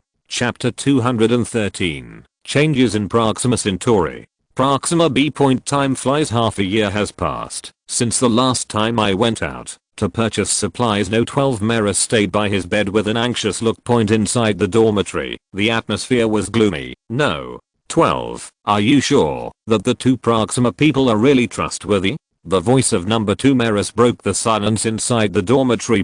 This is the 873rd time that number 2 Meris has asked this question. No 12 Meris opened his breathing port and exhaled deeply. "I think it should be trustworthy." This is also the 873rd time that number 12 Meris has answered this question. After the voice fell, the dormitory fell into silence again. Time passed by minute, and just when number 12 Meris's eyelids became heavy, a piercing alarm sounded. At the same time, countless white lights symbolizing danger lit up. Meris number 12 opened his eyes in horror and jumped off the bed. The smooth skin on the top of his thinking organ instantly showed a series of fine pimples. Like him, the other Meris also jumped off the bed at the first time. "What's going on?" Meris number 7 looked at the flashing white light in front of him in fear and shouted, "What happened, Meris?" Number 2 stopped No 7's loud question with his eyes. Then he quickly walked to the door, opened a tiny gap with his forelimbs, and looked out.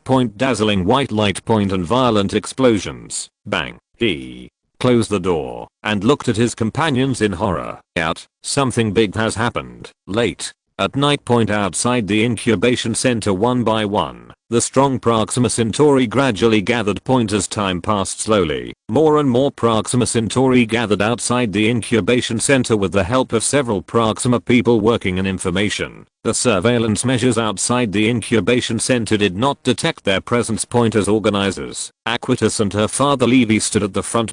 Levy took a quick glance. Almost there. Most of the Proxima people in the procurement market have arrived. Among the tall Proxima people, there are also a large number of short Meris. Father, do we really have to start the attack from the incubation center? Aquitas asked, the doubts in the hearts of all the Proxima people present. Yes, Levy, even if we occupy the incubation center, what's the use? The Proxima standing aside also asked, why don't we just rush to the damn Academy of Sciences in the palace and let them know the consequences of deceiving us? There was a chorus of agreement around. Yes, those Rex and Lyle want to escape and leave us here, so why don't we all die? Who's afraid of who? That's right, Brother Levy, it's still not too late. Let's go to the Academy of Sciences and get rid of Lyle inside first. I've been coveting that black suit for a long time. Levy didn't say anything, but silently scanned the crowd. All the Proxima people present were enveloped by a fanatical atmosphere. He shook his head lightly. Confidence is important, but such emotions are obviously not what he wants to see.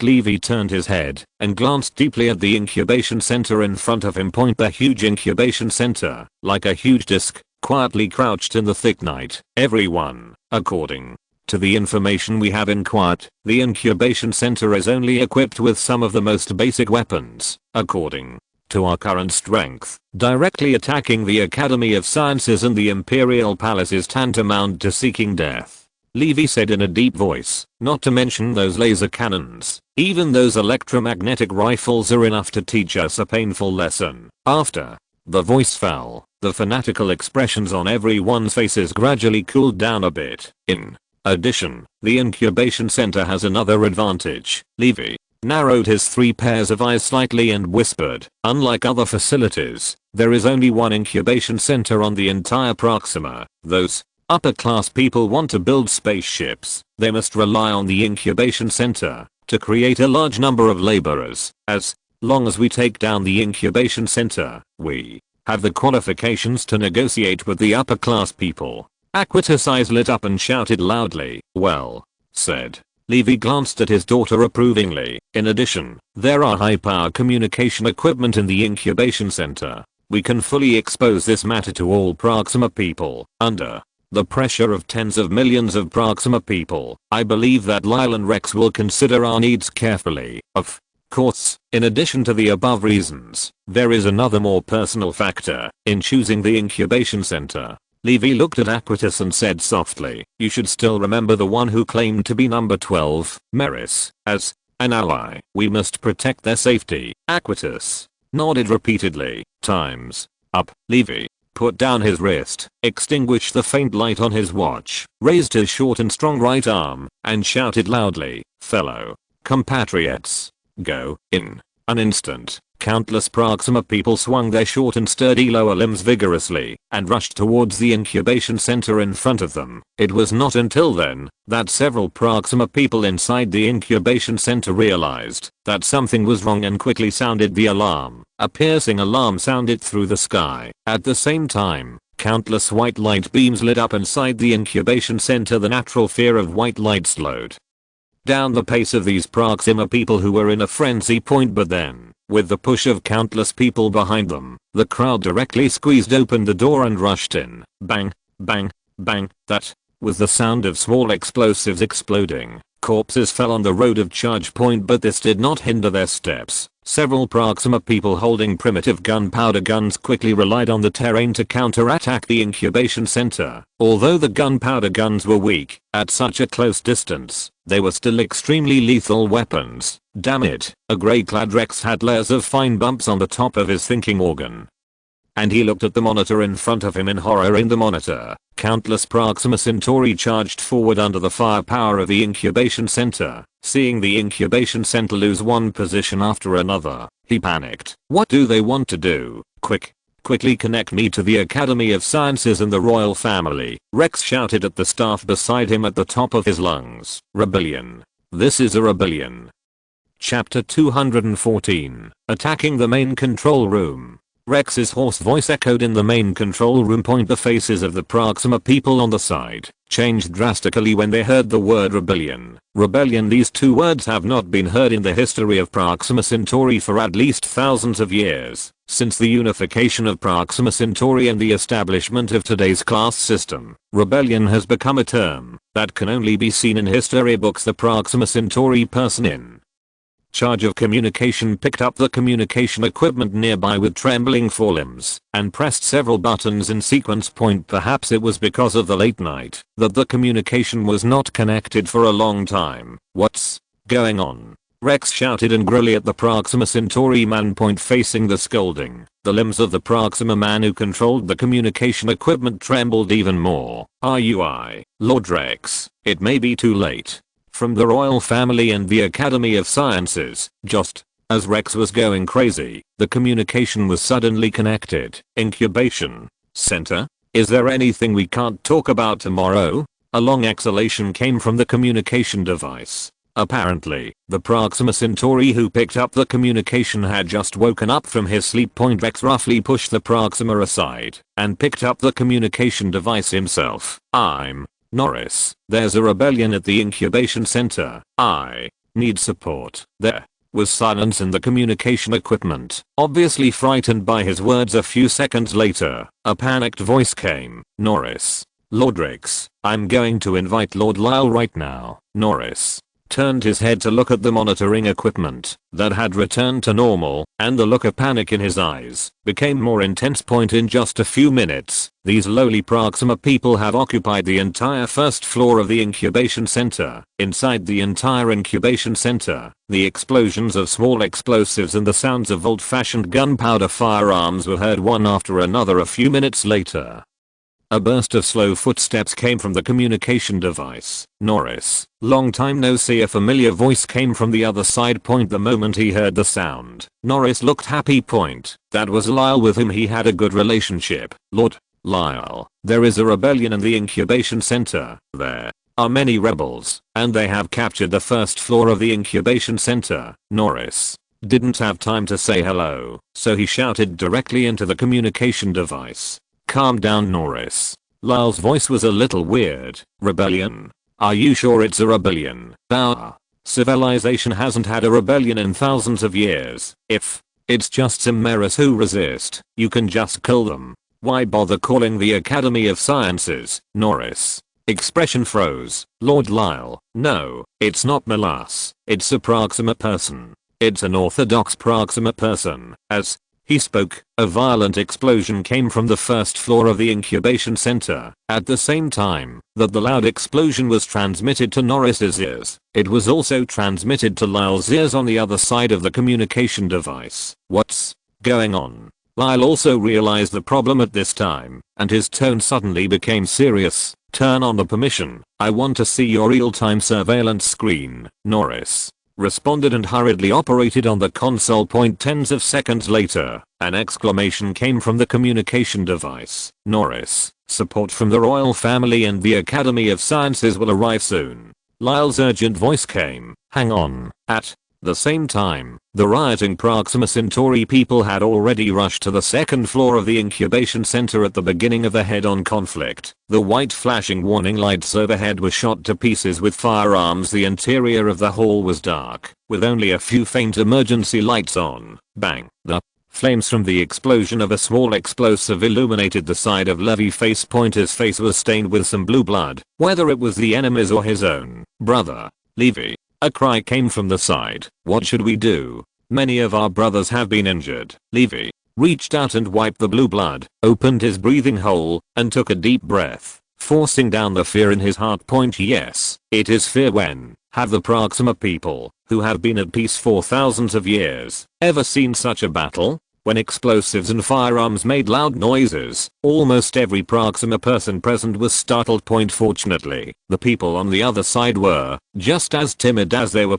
Levy looked at the other side through the firelight splashing everywhere. They are located right at the junction of the first and second floors due to its geographical location. This area is easy to defend, but difficult to attack. The other side successfully blocked them here with just a few dozen Proxima Centauri people. Levy gritted his teeth bitterly. Still not enough firepower. If they had powerful weapons. Continue. He shouted loudly with a hint of ruthlessness in his eyes. We have no way out, either rush over before reinforcement arrive, or die here. As he spoke, Levy grabbed an old-fashioned gunpowder firearm with his thick and short forelimbs and rushed out of the corner. Compatriots, follow me. Let's rush again. As Levy spoke, he held the old-fashioned firearm in front of him and fired wildly at the opposite side. Seeing this scene, the Proxima Centauri, who was a little timid at first, once again ignited a flame in his heart. Come on. The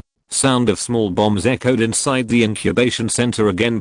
Every flash of fire meant the death of several rebels. Under the third charge of the Proxima Centauri, the barrier on the second floor of the incubation center was finally taken down. The price was the corpses all over the floor. Most of them were Proxima Centauri who resisted. Levy stretched out his hand and wiped the blue blood on the surface of his thinking organ and cast his angry eyes to the top of his head. Over there was a monitoring device. He did not speak, but quietly made a threatening gesture towards it. Then he raised the old-fashioned gun in his hand and shot down the monitoring device with one shot. Everyone. Levy looked solemnly at the Proxima Centauri standing in front of him and pointed his finger to the top of his head. We are only half a step away from success. It may be because he was shocked by the momentum of Levy and others. Or it may be because all the Proxima Centauri in the incubation center were eliminated. The next section of the journey seemed particularly easy. Levy and his group arrived at the main control room door without even encountering any obstacles. Looking at the closed door in front of him, Levy tightened the old-fashioned gun in his hand and kicked the door hard. Bang. A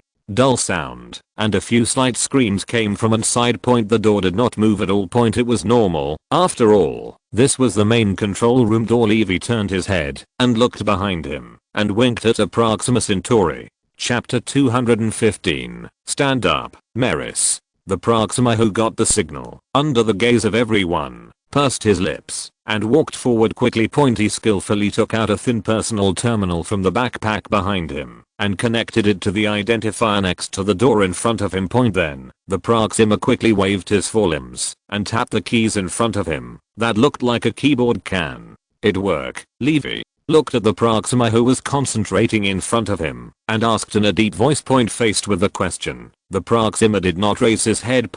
While typing quickly on the keyboard, he said aloud, "Don't worry, the algorithm we use has not been changed for 150 years. Levy frowned. What if they changed the algorithm recently? The Lyles in the Academy of Sciences will not do such thankless things. The Proxima who was typing on the keyboard said unhappily. Otherwise, how do you think I control these monitoring devices? The next moment, he slightly narrowed his 3 pairs of visual organs and tapped a key hard. Okay. The moment the voice fell, the heavy door of the main control room slowly opened, revealing Rex, who was wearing a grey coat and looked terrified. The first floor of the incubation center. Aquitas walked among the corpses with 1 foot deep and 1 foot shallow. She suppressed the nausea that kept surging, squatted down constantly, and turned over the bodies of the thin Meris. The surface of the corpse was covered with slippery blue blood. In addition to some exposed organs, an unusually soft and slippery organ slid across her fingertips. That was the thinking organ. Aquitas couldn't help vomiting in the pile of corpses. Even so, she still didn't give up. Once, twice, 3 times, she kept searching the corpses in front of her. This one is not. This one is not either. As more and more corpses were searched, Aquitas's inner anxiety and irritability gradually increased. Where did that number 12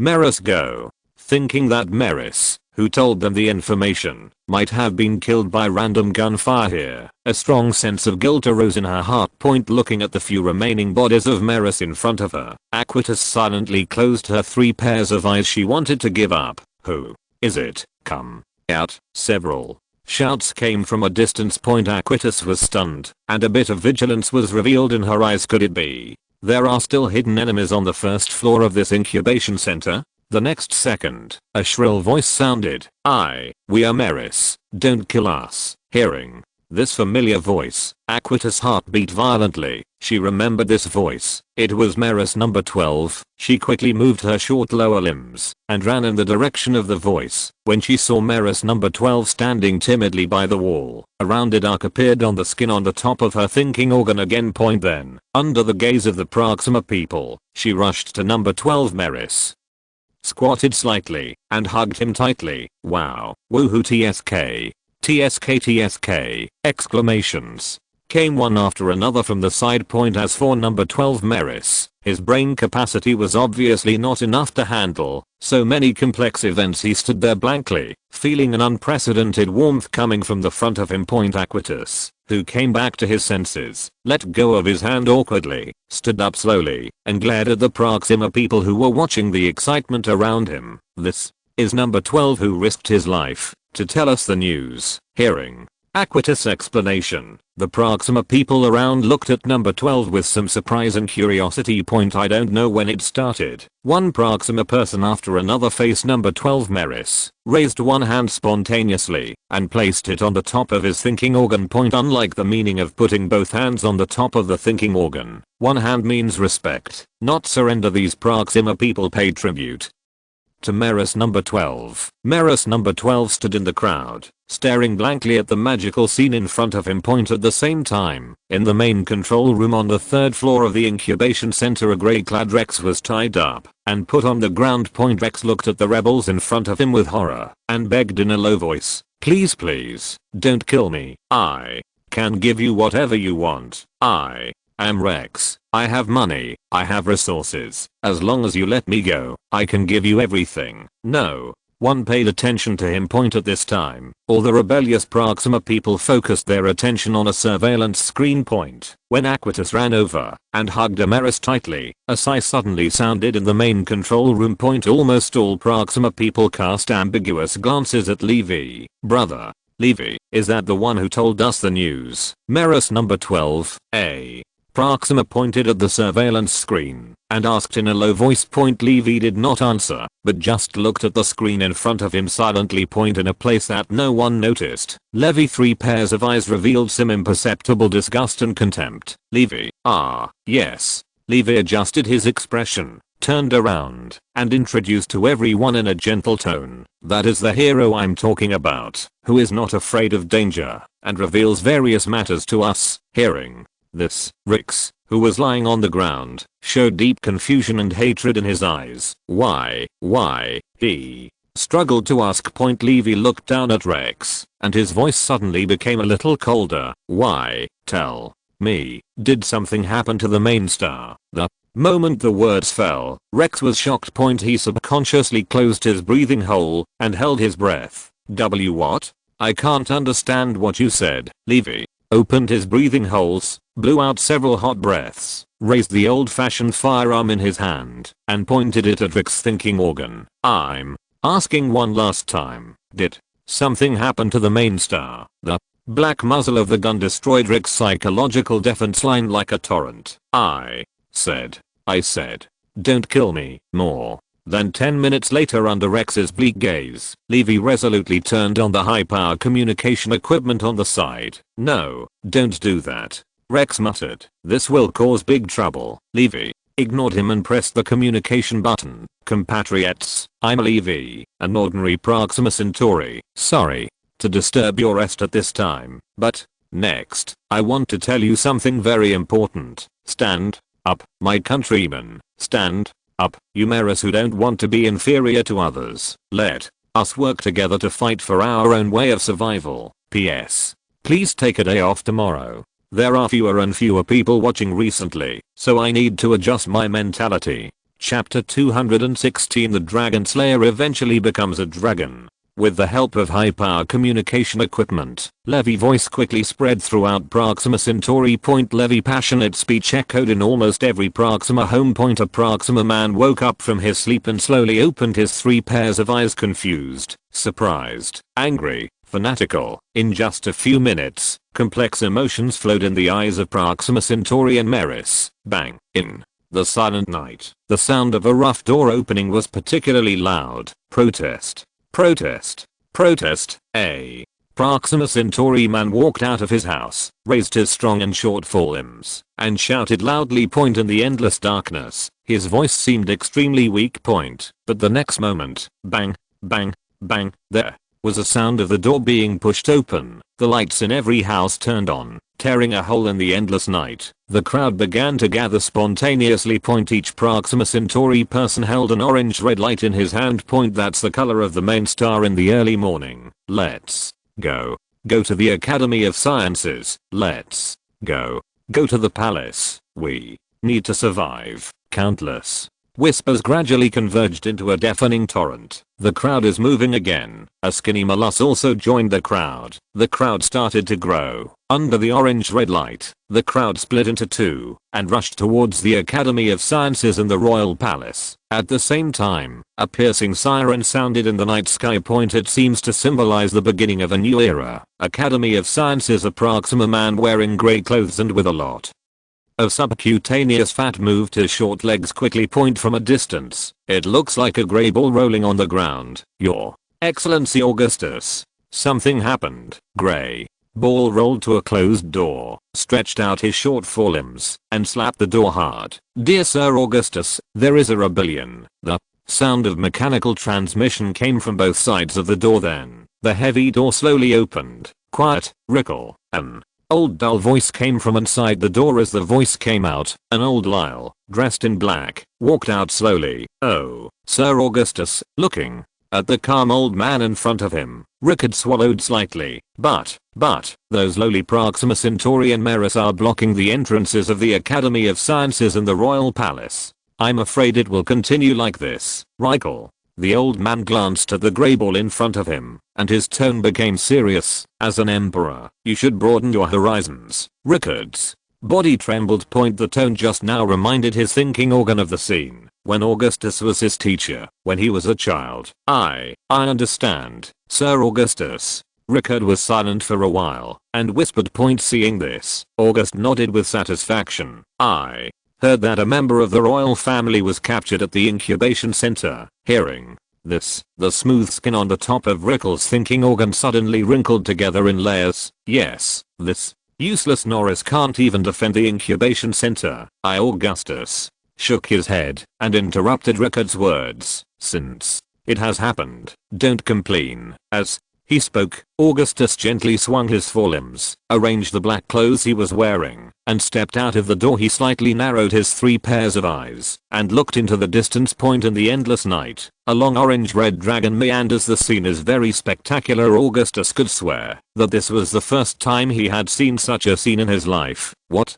do they want? Augustus was silent for a moment and then suddenly said. Point. Rickard didn't react for a moment and turned to look at August in a daze. What? Augustus, who was wearing black clothes, seemed a little impatient and repeated his question again in a hurried tone. Point. As he spoke, August's eyes were fixed on the long orange dragon in front of him. Point. Only then did Rickard realize the meaning of August's words. But when he thought of the rebel leader's request in the communication device, waves of knots appeared on the top of Rickard's thinking organ. What's going on? Augustus noticed Rickard's fear and asked immediately, are their demands too excessive? Your Excellency Augustus, I don't think this can be described as excessive. Rickard opened his breathing hole and took a deep breath. They want to take over the manufacturing of starships, and they asked to bring them with them. Everyone fled. At the end, Rickard added again, including Melas. Silence. Point. Augustus did not speak, but silently looked at the endless orange-red light in the darkness in front of him. Point. Rickard looked at Augustus in front of him with fear, fearing that this old man with the highest status in the Proxima Centauri civilization would vent his anger on him. Point. But it was beyond Rickard's expectation. Point. Not only was the old man lifeless, there was even a faint arc on the top of his thinking organ. Interesting. Augustus said calmly. Sir Augustus. Rickard swallowed slightly and asked in a low voice, what should we do? August glanced at Rickard beside him with a faint expression. What do you think? Rickard's expression was stern. and his 3 pairs of eyes narrowed slightly, and he said in a deep voice, "High energy laser weapons and space-based weapons are ready, and can be launched at any time. It's just Proxima has only one incubation center, and it takes too long to rebuild one, which will greatly delay the manufacturing process of starships." August shook his head slowly. "Since they want to take over the starship manufacturing work, let them do it." Rickard was stunned. He even suspected that he had heard it wrong. "This, Sir Augustus, starship manufacturing is the top priority for us to escape from Proxima. How can we?" Halfway through, he looked at the increasingly strange arc on the top of Augustus's thinking organ, and subconsciously stopped talking. August slowly turned around and walked towards the building behind him. Only one sentence was left. "Don't worry, leave it to them. If they want to rescue all Proxima and Meris, they will be like us sooner or later. That's when we should take action. Now, let them help us build the starship for a while. Remember, ensure the safety of the incubation center." After the voice fell, the door in front of him closed again. Richard stared at the closed door in a daze. After reacting, a hint of excitement and expectation flashed in the depths of his eyes. If you're listening to this novel on a channel other than Fanfic World, it means they downloaded and uploaded it without effort. We cordially invite you to visit our channel, Mundo Fanfic Novelos. There you'll find the original version of this story, and you can explore many other novels of various genres. We're waiting for you to immerse yourself in a world of incredible novels. Chapter 217, Weapons System Development. Human beings 4.22 light years away are naturally unaware that a huge change is taking place in their neighbors' homes at this time. Inside Mars City number 1.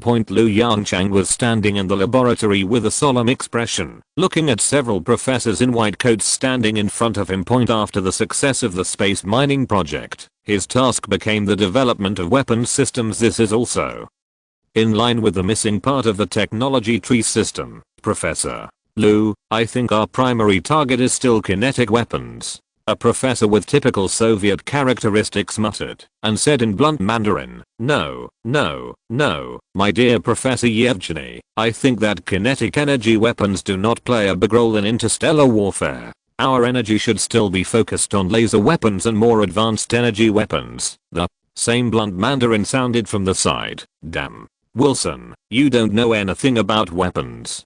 Professor Yevgeny from the former Soviet Union immediately got angry, angrily waved his fist as big as a casserole, and shouted to Professor Wilson standing aside, "You don't know anything about weapons, romantic." Professor Wilson shrugged, with a sarcastic smile on his face. "Yes. After all, we were not the ones who disintegrated in the first place. You." Yevgeny's face turned red after being poked in a painful spot. He stretched out his finger and pointed at Wilson tremblingly while looking at the scene in front of him. Liu Yongchang put his hand on his forehead and sighed helplessly. "When we first met, the top professors got along very well with each other, as if they were part of a family.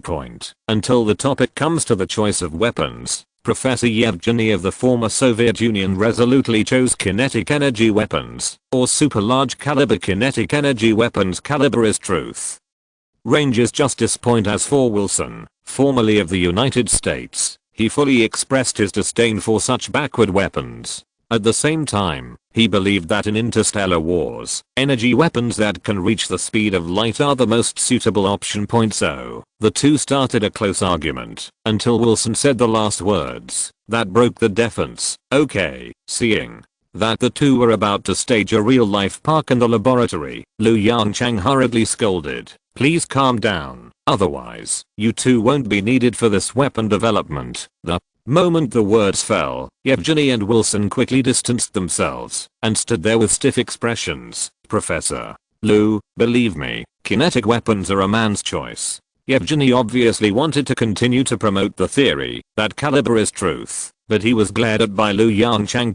Liu Yongchang looked at the two people in front of him silently, and after pondering for a while, he slowly said, "Laser weapons and energy weapons are our next key research directions. Interstellar wars are different from wars on Earth. We may have to strike targets across millions or even hundreds of millions of kilometers. Weapons that travel at the speed of light are a necessity." Wilson's eyes suddenly lit up. He nodded in agreement. Professor Lu, it's a wise choice. I have done a lot of research on laser weapons. You can safely leave this task to me. Completely different from Wilson's reaction, Yevgeny's face looked at Hen at this time like a defeated rooster. Yongchang glanced at Yevgeny, chuckled and said, as for kinetic weapons, we can't give up. After all, in close contact, the power of kinetic energy weapons is quite good. This is also the result of what he thought about for a long time last night. Before the so-called protective shield technology, there was no doubt about the ability of kinetic energy weapons to cause damage in close contact. The greater the mass and the faster the speed, the higher the energy it carries. The characteristics of energy weapons are indeed more suitable for interstellar combat. But according to the current laser technology that humans have mastered, it is estimated that it is really not enough to see in the universe. If I have to draw an analogy, the laser technology currently mastered by humans is like a water gun in the battle between interstellar civilizations. It's not very harmful, it's very insulting. Therefore, before the prospect of energy weapons is clear, high intensity kinetic energy weapons are undoubtedly the best choice for mankind at present. After hearing the second half of Lu Yongchang's words, Yevgeny's face suddenly performed a Sichuan opera face change. In just a few seconds, the sorrow on the face of this 1.9 meter 9 man disappeared, replaced by excitement and joy. Professor, I knew you knew about big boy romance. Lu Yongchang looked at Yevgeny with a strange expression. Put aside the large caliber stuff for now. I have a question I want to ask you. Have you been to Xia Kingdom Sichuan before? Yevgeny looked at Lu Yongchang with a blank expression. Ahem. It's okay. It's okay. Lu Yongchang smiled and reached out to pat Yevgeny's shoulder. When you have time later, I recommend you to watch Sichuan opera. The confusion on Yevgeny's face became more and more intense, but Wilson beside him couldn't help laughing at this moment. Do you know what I'm talking about? Lu Yongchang raised his eyebrows and asked Wilson. Wilson nodded quickly. Of course, Professor. I just watched Sichuan opera some time ago, and it is indeed quite similar. As he said this, he glanced at Yevgeny with a strange look on his face. Yevgeny, although I don't know what the two are talking about, I feel offended. That's enough. LV Yongchang, who was afraid that he would be exposed if he continued, quickly brought the topic back. Wilson, since you have experience, the research and development of new laser weapons will be handed over to you. As for more advanced energy weapons, don't rush now. First, make the basic kinetic weapons. After the research direction was established, professors and researchers on the side stood in line.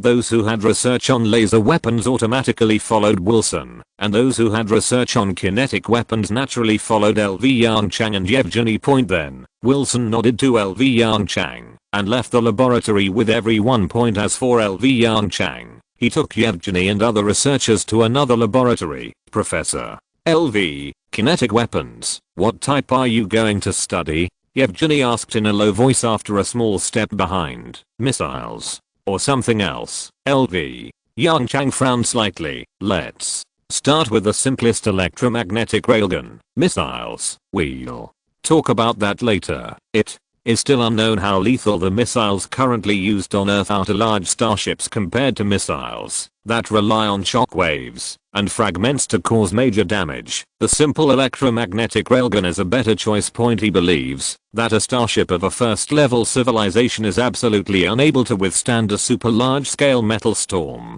Chapter 218. Listen, is this human language? In Mars City number 1, Lu Yongchang frowned in the laboratory. The principle of electromagnetic railgun is very simple. Its basic principle is magnetic field force. In the simplest terms, a magnetic field exerts a force effect on an electrically charged object. At the microscopic level, this force is the so-called Lorentz force, and at the macroscopic level, it is the Ampere force. In the 19th century, Faraday discovered electromagnetic induction. At the beginning of the 20th century, some people proposed the conjecture of using Ampere force to launch cannonballs. Although the principle is simple, developing an electromagnetic gun suitable for interstellar warfare is not a simple matter. Human civilization has never stopped researching electromagnetic railguns, but it has never been able to replace gunpowder weapons in order to adapt to interstellar warfare.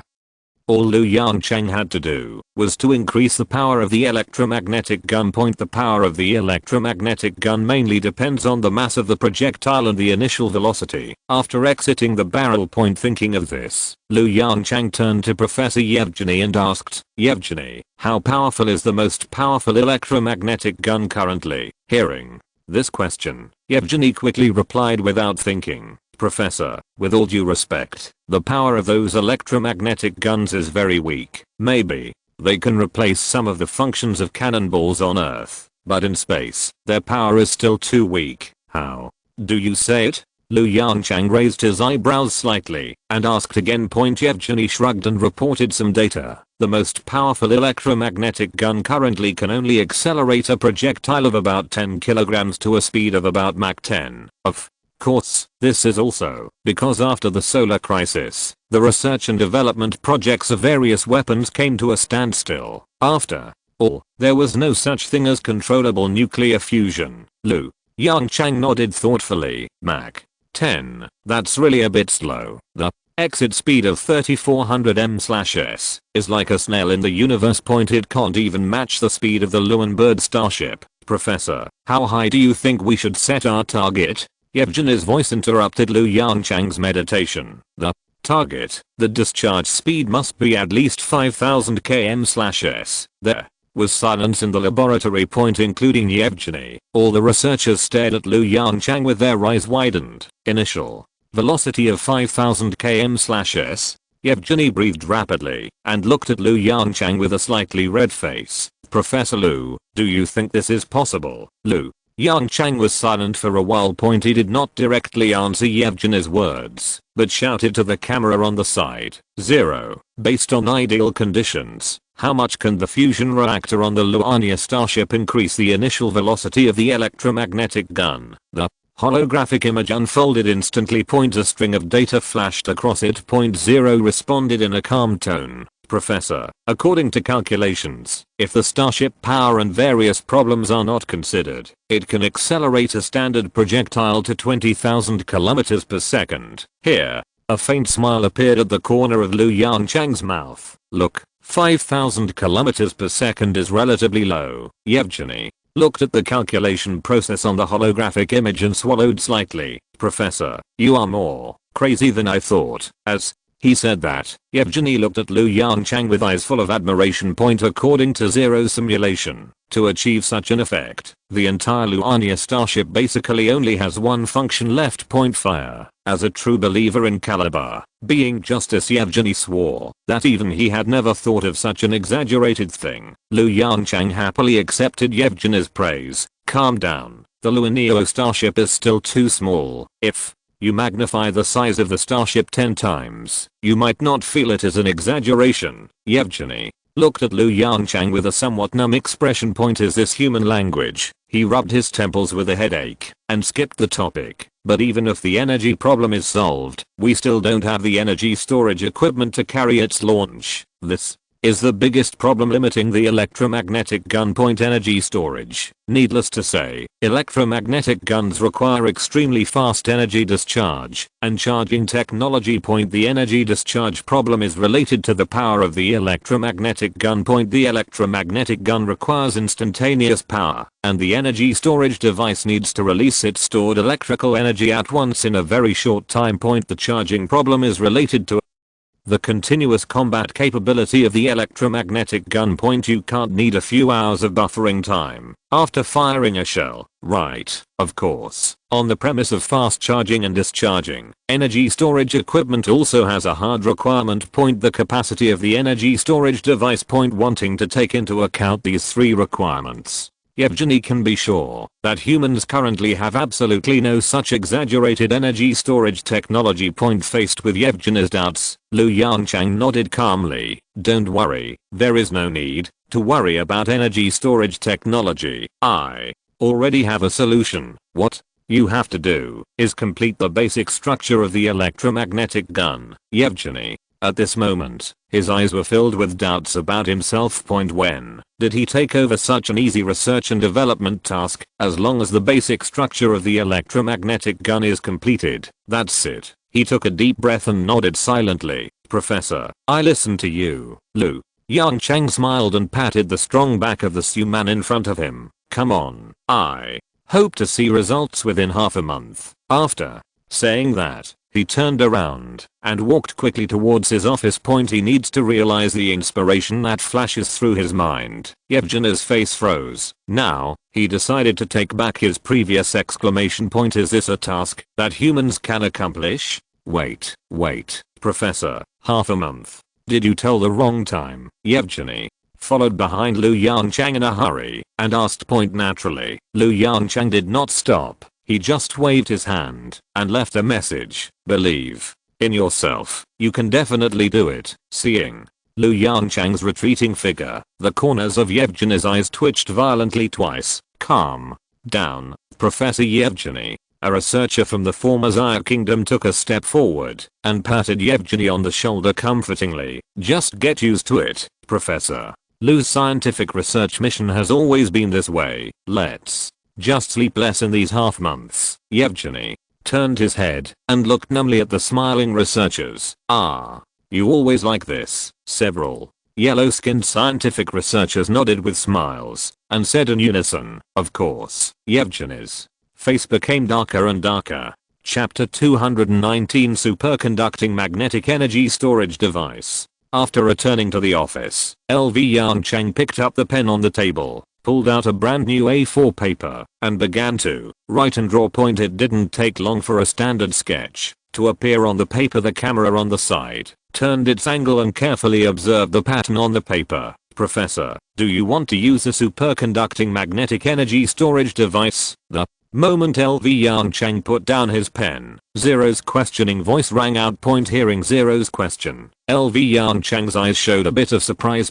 This should be the first time that Zero took the initiative to speculate on the content of his drawing. Zero, do you know this? As soon as he finished speaking, LV Yongchang showed a self-deprecating smile on his face. Yes, how could Zero not know this thing? At present, almost all the data of all mankind is stored in Zero's place. This energy storage facility that has been proposed for a long time is naturally in its database. Yes, Professor, there is information about it in the database. Zero didn't know what LV Yongchang was thinking and answered in detail. Superconducting magnetic energy storage device. The so-called superconducting magnetic energy storage device has a very simple principle, which is a coil made of superconducting materials. The power grid inputs current into it, forming a magnetic field in the coil, thereby storing energy. Because of the characteristics of the superconducting coil, the current will always exist in the closed coil until it is needed. The current in it will be released. Such a cycle constitutes a simple energy storage device. Compared with ordinary energy storage devices, superconducting magnetic energy storage devices have many advantages. First, it can store energy for a long time without loss. Second, it is what LV Yongchang needs, with fast response speed, strong charging and discharging performance. Combining the above 2 points, it can be said that this is the perfect electromagnetic gun energy storage device. As for why the previous electromagnetic gun did not use this device, the reason is naturally very simple. In the absence of room temperature superconducting materials, superconducting magnetic energy storage equipment is expensive and consumes a lot of energy, which can be said to be not worth the loss. LV Yongchang retracted his thoughts, relaxed his body slightly, lay back on the office chair, and said softly, since you have the information in your database, please help me simulate how large the superconducting magnetic energy storage device can meet the needs of the electromagnetic gun. Got it, Professor. As soon as Zero's voice fell, the holographic image flickered, illuminating the somewhat dim room. Half a month later, Yevgeny, with a pair of dark circles under his eyes, knocked on the door of Lu Yongchang's office. Professor, Yevgeny shouted in an extremely weak voice. Click. A sound of the door lock twisting was heard, and the door opened automatically. Fuck. Seeing Yevgeny outside the door, LV Yongchang let out a heart-wrenching sigh. Professor Yevgeny, what's wrong with you? Hearing LV Yongchang's question, Yevgeny pulled his mouth weakly and showed a forced smile. No, nothing. It's just half a month of overtime. It's okay. Bye. The way, Professor, we have completed the basic structure of the electromagnetic gun as you asked. Looking at the exaggerated acting, LV Yongchang's eyes twitched. LV Yongchang sighed softly and stood up from his seat with a concerned look. What a pity. I wanted you to go with me to test the performance of the energy storage device, but now it seems that you need a vacation. That's it. Professor Yevgeny, you go back and rest first. I will arrange someone to continue the research and development of the second half of the electromagnetic gun. Yevgeny stood there with a confused look on his face. The energy storage device is completed. He was completely sent away in just one sentence. What a joke. If he didn't see the scene of this electromagnetic gun firing, he would die with regret. He quickly stretched out his broad palm and rubbed his cheeks vigorously. Professor Liu, you misunderstood me. I feel that I'm in good spirits now and don't need to rest at all. LV Yongchang's eyes were full of smiles because the research and development progress was perfectly in line with expectations. Liu Yongchang, who was in a good mood, joked to Yevgeny, really don't care about my opinion if you are tired. No. Yevgeny hurriedly spoke his native language. Professor, believe me, I'm definitely not tired. Listening to the rapid tongue-twisting sound, Liu Yongchang laughed and walked out of the office. Only Yevgeny was left standing blankly at the door, staring blankly at Liu Yongchang's gradually receding back. What are you standing there for? LV Yongchang's voice came from the front. Come with me to the test site. The confusion in Yevgeny's eyes disappeared instantly, and he answered and chased after LV Yongchang. Professor, is this a superconducting magnetic energy storage device? When he saw the huge device made of coils on the test site, Yevgeny's eyes showed a bit of astonishment, and he asked in a low voice, that's right. LV Yongchang patiently explained the reason for choosing this device. So that's it. Yevgeny suddenly realized, according to this, with room temperature superconducting technology, this thing is indeed a perfect energy storage device for electromagnetic guns. LV Yongchang nodded gently, without saying any more nonsense, and said directly, 0. Has the electromagnetic gun simulation calculation been completed? The calculation is completed. Zero's voice sounded in the speaker, and then the holographic image listed the calculation results in front of the 2-point. Looking at the demand for energy and energy storage equipment, Yevgeny smacked his lips slightly. This exaggerated data. In the past, he dared not even think about it, but now, Yevgeny looked at the device in the distance, with a bit of expectation in his eyes. Maybe he can see the scene of the giant ship and cannon in his dream. 0. Start the first charge and discharge test. LV Yongchang, who saw the data, raised his eyebrows lightly and spoke directly. The next moment, the lights in the venue dimmed for a moment. Not only the lights in the test site, but also the lights in the entire Mars city dimmed a little at that moment. That was the performance of the superconducting magnetic energy storage device charging. Obviously, the power of the fusion reactor in Mars city is not enough. Otherwise this situation would not have occurred. There is no way. When it was originally designed, the power of the fusion reactor in Mars City was not even as good as the fusion reactor inside the Luaneo starship. Professor, charging is completed. 0 said in a flat voice. The energy storage goal has been achieved. This is just the first step. For electromagnetic guns, the most challenging factor in the performance of energy storage equipment is actually the power of energy release. 0. Start releasing energy. The moment the words fell, the curve in the holographic image instantly jumped up and then quickly fell back. A sharp peak pierced the sky on the smooth curve. Professor, the energy release has been completed. The instantaneous power has reached the standard. Chapter 220 Launch failed. Power reaches the standard. Looking at the Chinese characters displayed on the holographic image, LV Yongchang and Professor Yevgeny beside him smiled with relief. The biggest difficulty of the electromagnetic gun has been solved. Professor, there is a bad news. Just when the two were happy, 0's voice sounded in time and poured a basin of ice water on them. You say The smile on LV Yongchang's face suddenly converged. The holographic image was instantly enlarged. Then, a spectacular picture appeared in front of the 2. On the ground outside Mars City, a huge electromagnetic railgun was quietly placed. The key part of the electromagnetic railgun, the barrel, is more than 50 meters long. There are 2 shiny parallel rails inside the barrel.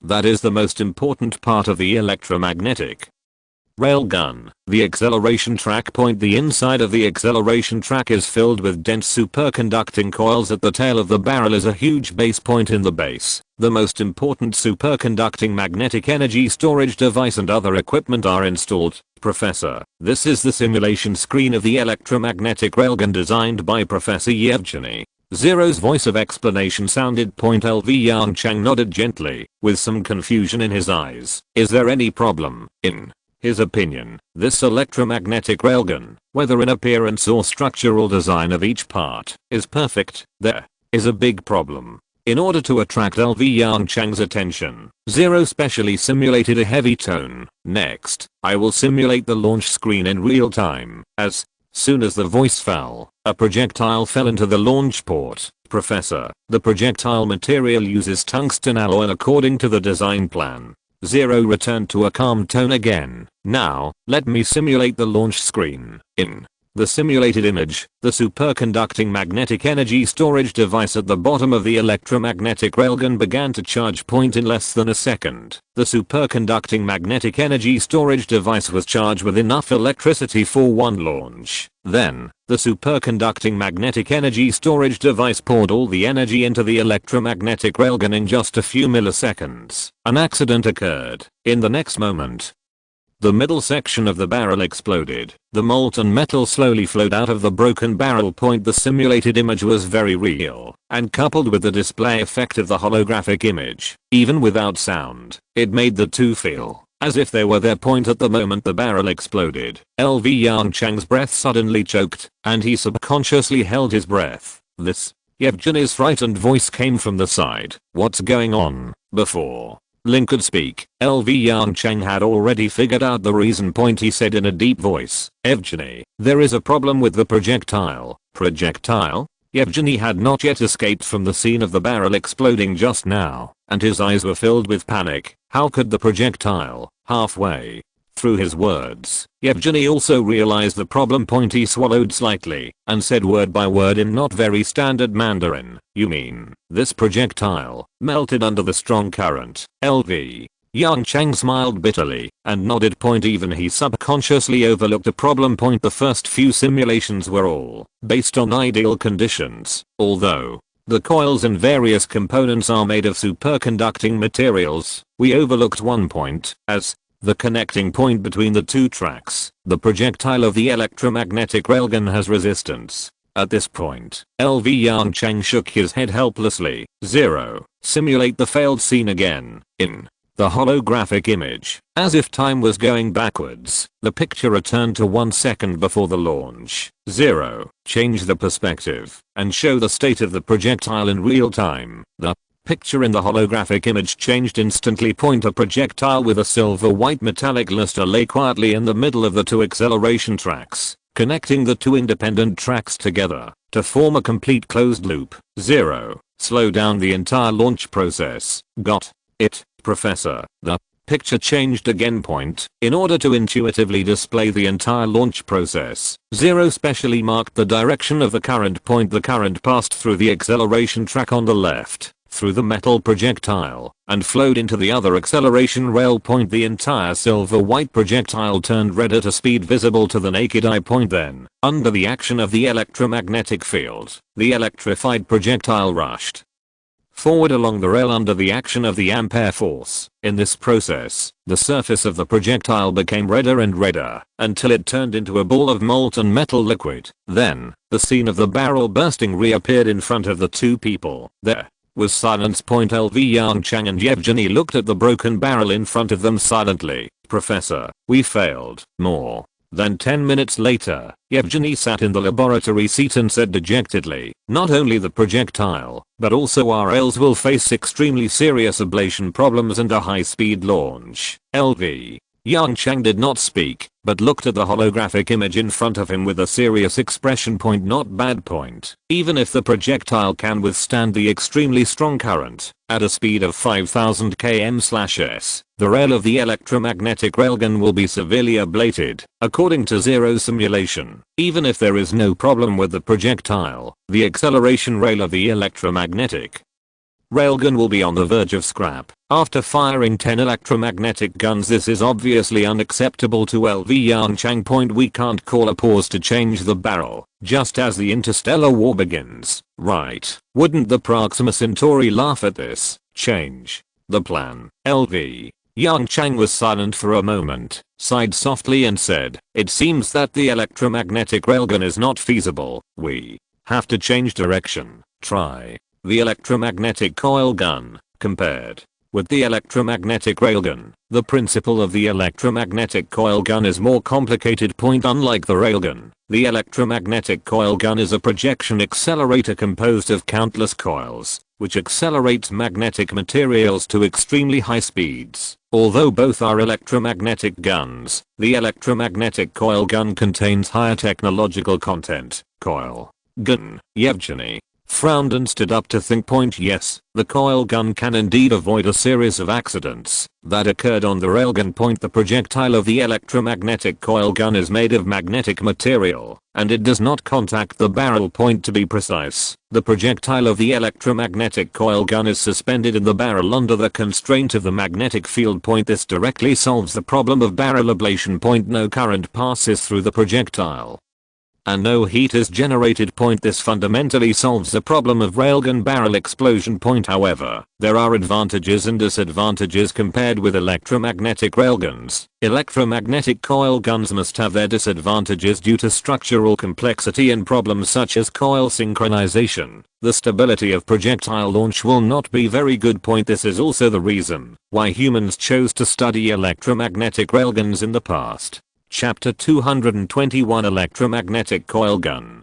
Professor, the stability of the electromagnetic coil gun. A trace of worry flashed in Yevgeny's eyes, and he said to LV Yongchang, "Interstellar warfare requires extremely high accuracy. Even if there is a slight change in the direction of the projectile launch, it will cause a huge error in the end." LV Yongchang nodded. He naturally knew this, which was why he chose the electromagnetic railgun in the first place. A slight error can lead to 1,000 miles of difference. This sentence is perfect for describing interstellar warfare. Even a deviation of 1 micron can cause an error of tens or even hundreds of kilometers. After all, electromagnetic guns are not like missiles that can adjust their direction in real time. In space, without abnormal conditions, projectiles will only move in a straight line. LV Yongchang pondered for a moment, turned his head and asked Zero, "Can you complete this part of the work?" After a short wait, Zero responded in a flat voice, "Professor, there is not enough experimental data to judge. I need a lot of experimental data to improve the algorithm." LV Yongchang nodded thoughtfully. It seems that there is still hope if it is not directly rejected. 2037.72 months after the establishment of the Starship weapon system R/U-002060 project. A 30-meter long gun barrel with a caliber of 1.2 meters lies quietly in the factory in Mars City. Next to the gun barrel is a huge base and various parts. LV Yongchang stood next to the gun barrel, stretched out his hand and gently brushed the cold gun barrel, with a touch of emotion in his eyes. "Professor," Yevgeny's excited voice came from the side, "when can we test its power?" Unlike Lu Yongchang, Yevgeny at this time had only one idea about this giant cannon. "When can we fire a shot to test the effect?" LV Yongchang turned his head to look at Yevgeny, whose face was full of excitement, and shook his head with black lines. "What are you thinking about? This big guy must not be launched on Mars. Not to mention its extremely exaggerated recoil. Even its abnormal demand for energy can instantly drain the fusion reactor of Mars City. In addition, there is the extremely exaggerated power of the shells compared with electromagnetic rail guns. Electromagnetic coil guns have higher energy utilization efficiency. Thanks to this, in the simulation calculation, the initial velocity of the projectile reached 6,000 km/s, with a shell velocity of 6000 km/s. If there is any accident, Mars City cannot withstand such a blow. For safety reasons, the best way is to temporarily transform a Luaneo starship, install it on the Luaneo I starship, and test it in space. Okay. A trace of disappointment flashed across Yevgeny's face, and he nodded gently. LV Yongchang looked at the electromagnetic coil gun that had not been assembled in front of him, and the experimental prototype in the laboratory some time ago emerged in his mind. It is also an electromagnetic coil gun, but as a prototype, its power is not great, and the shell velocity only reaches 10 km/s. Its main function is to provide Zero with sufficient experimental data samples to improve Zero's algorithm. Through that prototype, LV Yongchang discovered a problem. The power is too weak. LV Yongchang stared at the gun barrel in front of him and muttered to himself, "What?" Yevgeny looked at LV Yongchang with horror. A 6000 km/s shell is not powerful enough. No, I'm not saying that a single shell is not powerful enough. LV Yongchang was stunned, then shook his head and explained, "I mean that in interstellar wars, this weapon is not powerful enough. 6000 km/s, a metal projectile with a diameter of 1 meter. LV Yongchang believes that even in a second-level civilization, there are not many starship armors that can block this shell. For starships that are hundreds of meters or thousands of meters long, unless they hit key parts. Otherwise, this minor injury will not affect the war situation at all. Unless it is really as he originally expected, using a saturation attack with a metal storm. But, in this case, the cost of a war may exceed his imagination. By then, humans are just a wandering civilization. After a journey of 4.22 light years, can they really have so much ammunition reserves? Even if there is, such an attack method will only be used at a critical moment. Who can play a landlord with a direct hit? LV Yongchang sighed slightly and briefly told Yevgeny about his concerns.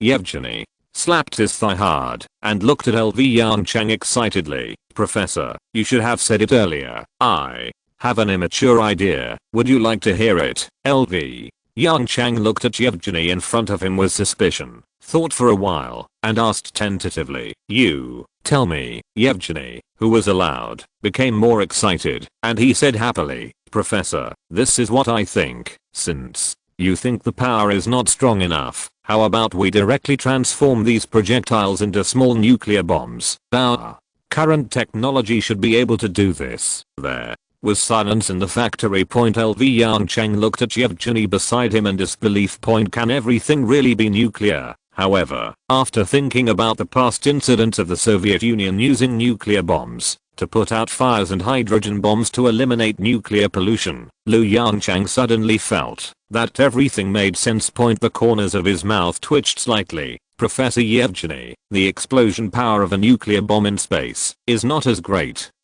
as that on Earth. You should know this." Yevgeny didn't care about LV Yongchang's objection at all. His upper and lower lips moved quickly, and he continued to speak at a very fast speed. "Professor, we don't need the so-called shock wave to cause damage. Don't forget that the fragments of the projectile explosion can also cause damage. In addition, there are nuclear radiation and electromagnetic pulses when the nuclear bomb explodes." LV Yongchang's eyes showed a bit of desire. It must be said that he was persuaded.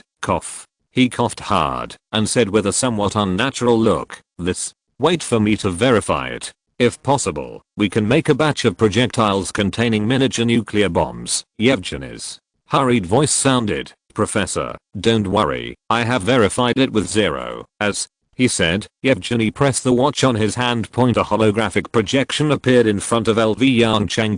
Looking at the detailed calculation process and simulation pictures above, LV Yongchang's eyes twitched again. "Good guy, this is well prepared, Zero." LV Yongchang turned his head and said to the camera beside him, "How is the mining robot working on the Earth?" Zero's virtual image appeared on the side. "Professor, due to the impact of the environment, only a small part of the mining robots are still working. Tower of Babel can no longer operate. Jianmu can still operate normally." LV Yongchang's expression was stern. "Let those mining robots mine uranium with all their strength.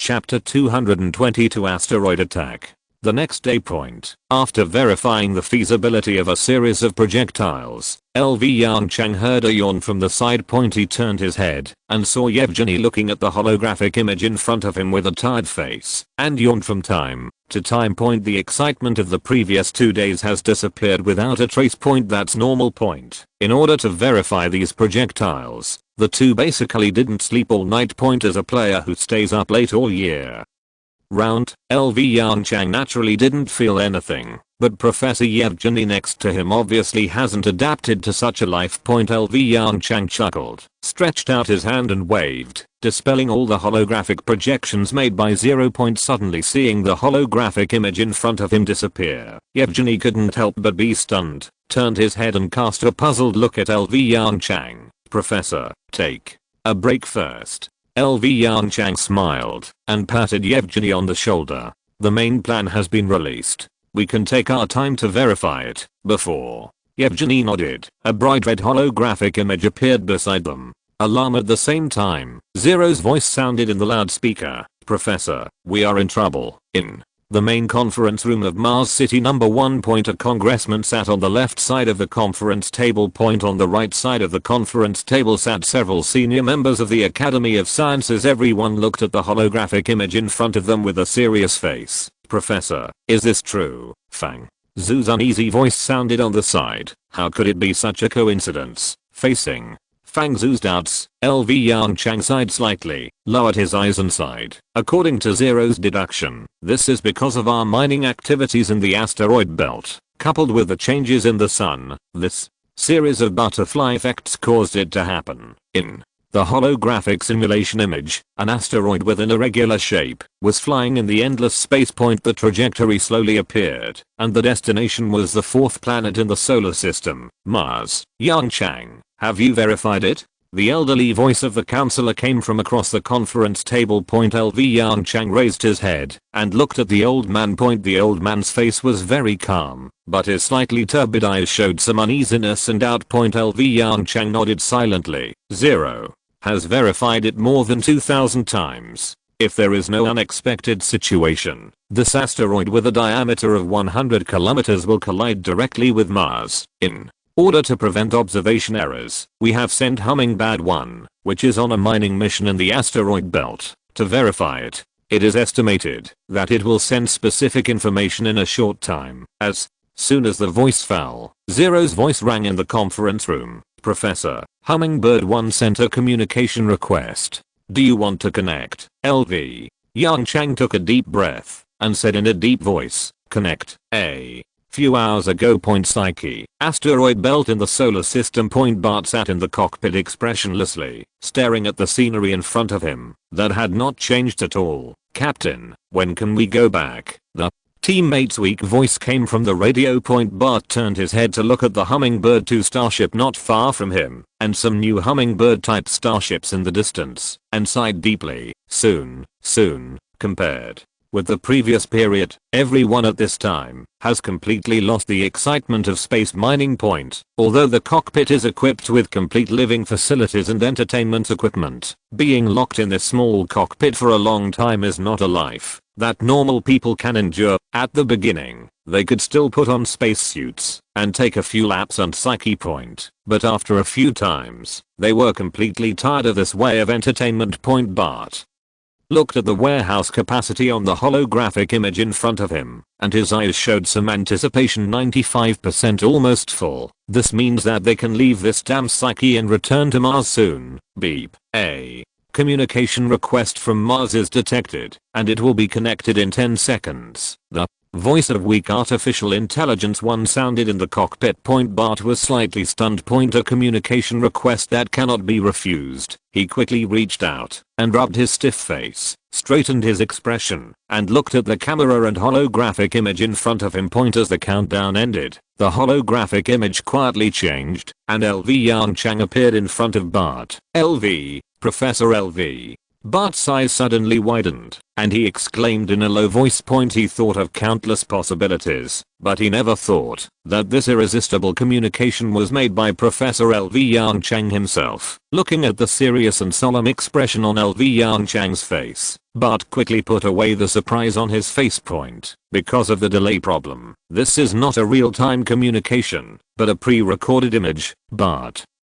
0. I should be right. Right. Zeros. Voice came from the side. No, Professor. Bart saw the image. L.V. Yongchang coughed lightly. Bart, there is an important task for you. A few minutes later, Bart sat in a chair, staring blankly at the holographic image. An asteroid with a diameter of 100 kilometers, or heading straight for Mars. WTF. Before Bart could catch his breath, the communication was shut down, and Lee's voice sounded again. Captain Bart, the coordinate file sent from Mars was detected. Do you want to open it? Bart exhaled forcefully. Open the file. The next second, a star map appeared in the holographic image. The location of the target and Psyche was clearly marked on it, and a dim dotted line gradually appeared between the 2 points. That was the best route calculated by the onboard computer. Bart pondered for a moment, and pressed the radio communication button in front of him. Huggins,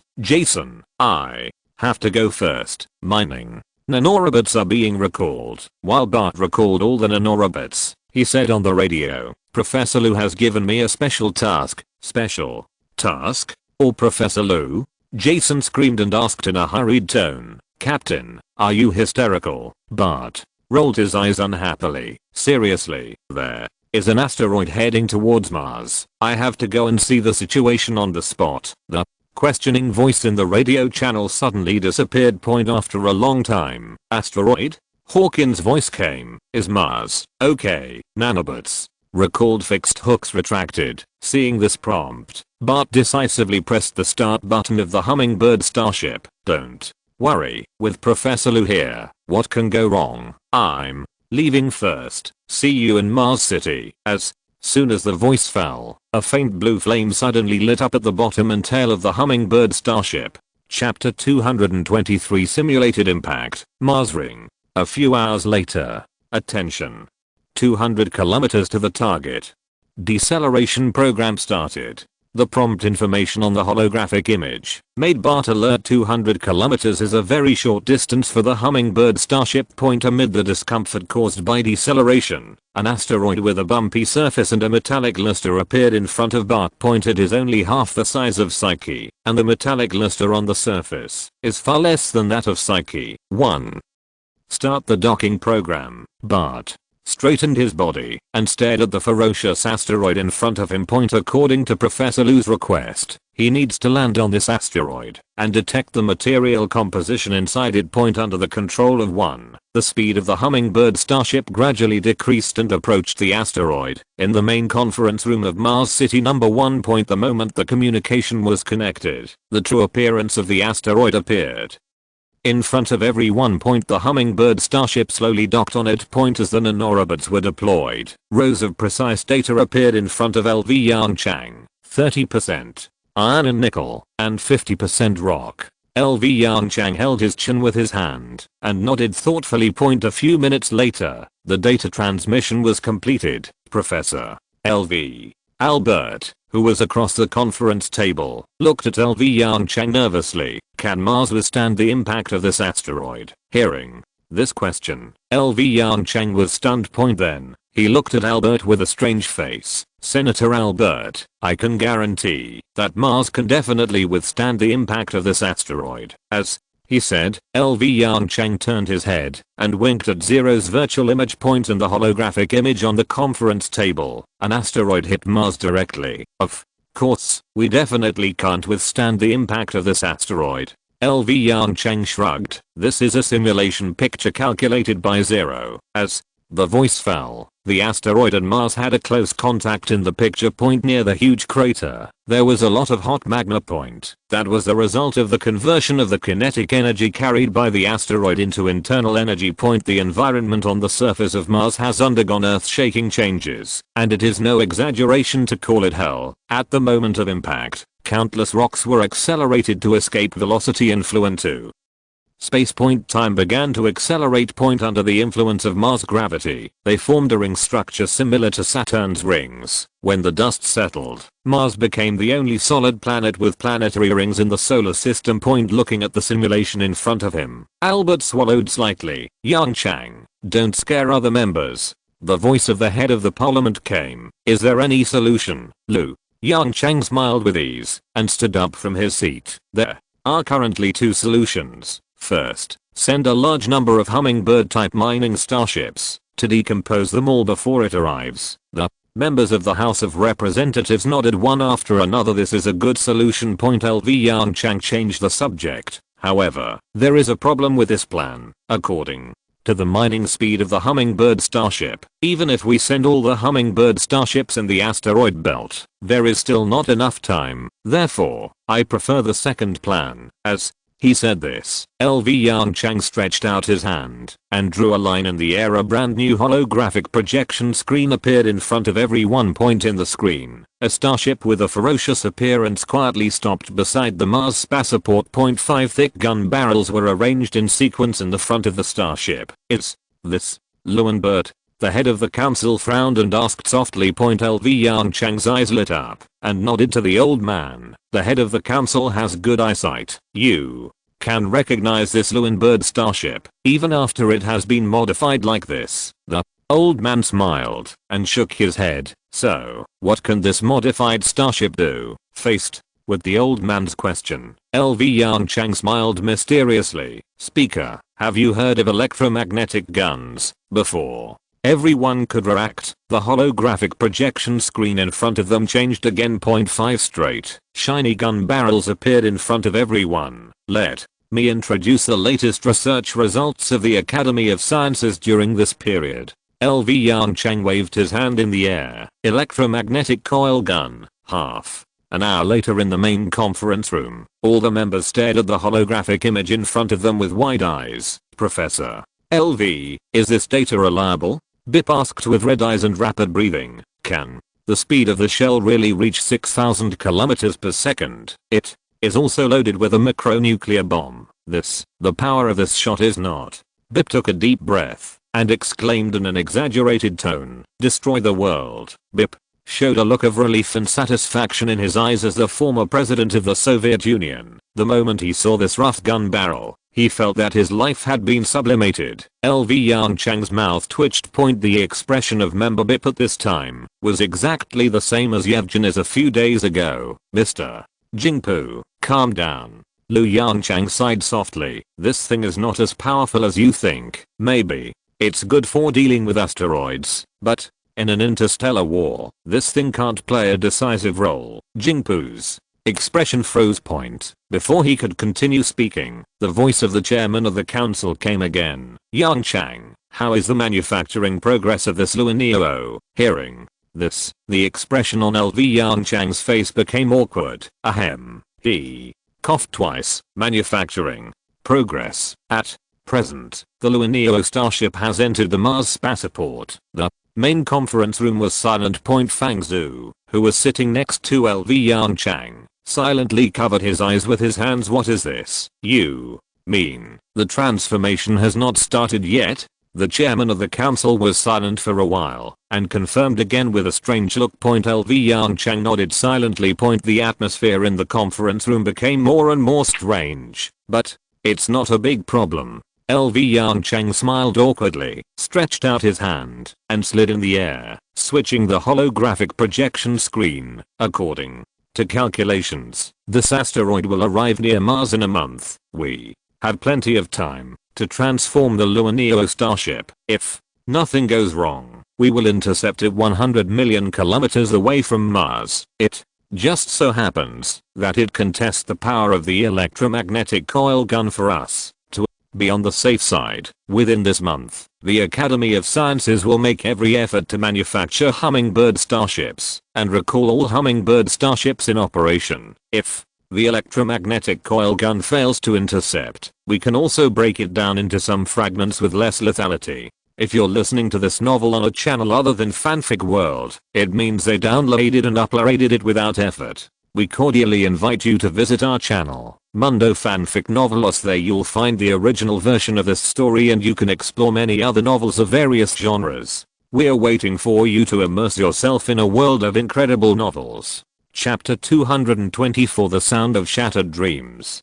2037.8 Half a month after the plan was finalized. Outside the Mars spaceport, the tail of a strange looking starship lit up with faint blue flames and slowly sailed towards the endless deep space. The starship as a whole can vaguely see the shadow of the Luaneo starship. This is also thanks to the structural design of the Luaneo starship. The fusion reactor is installed at the rear of the starship. As a result, this weird looking starship completely retained the butt of the Luan bird eye. As for the rest, in order to install the electromagnetic coil gun, many unnecessary facilities were removed.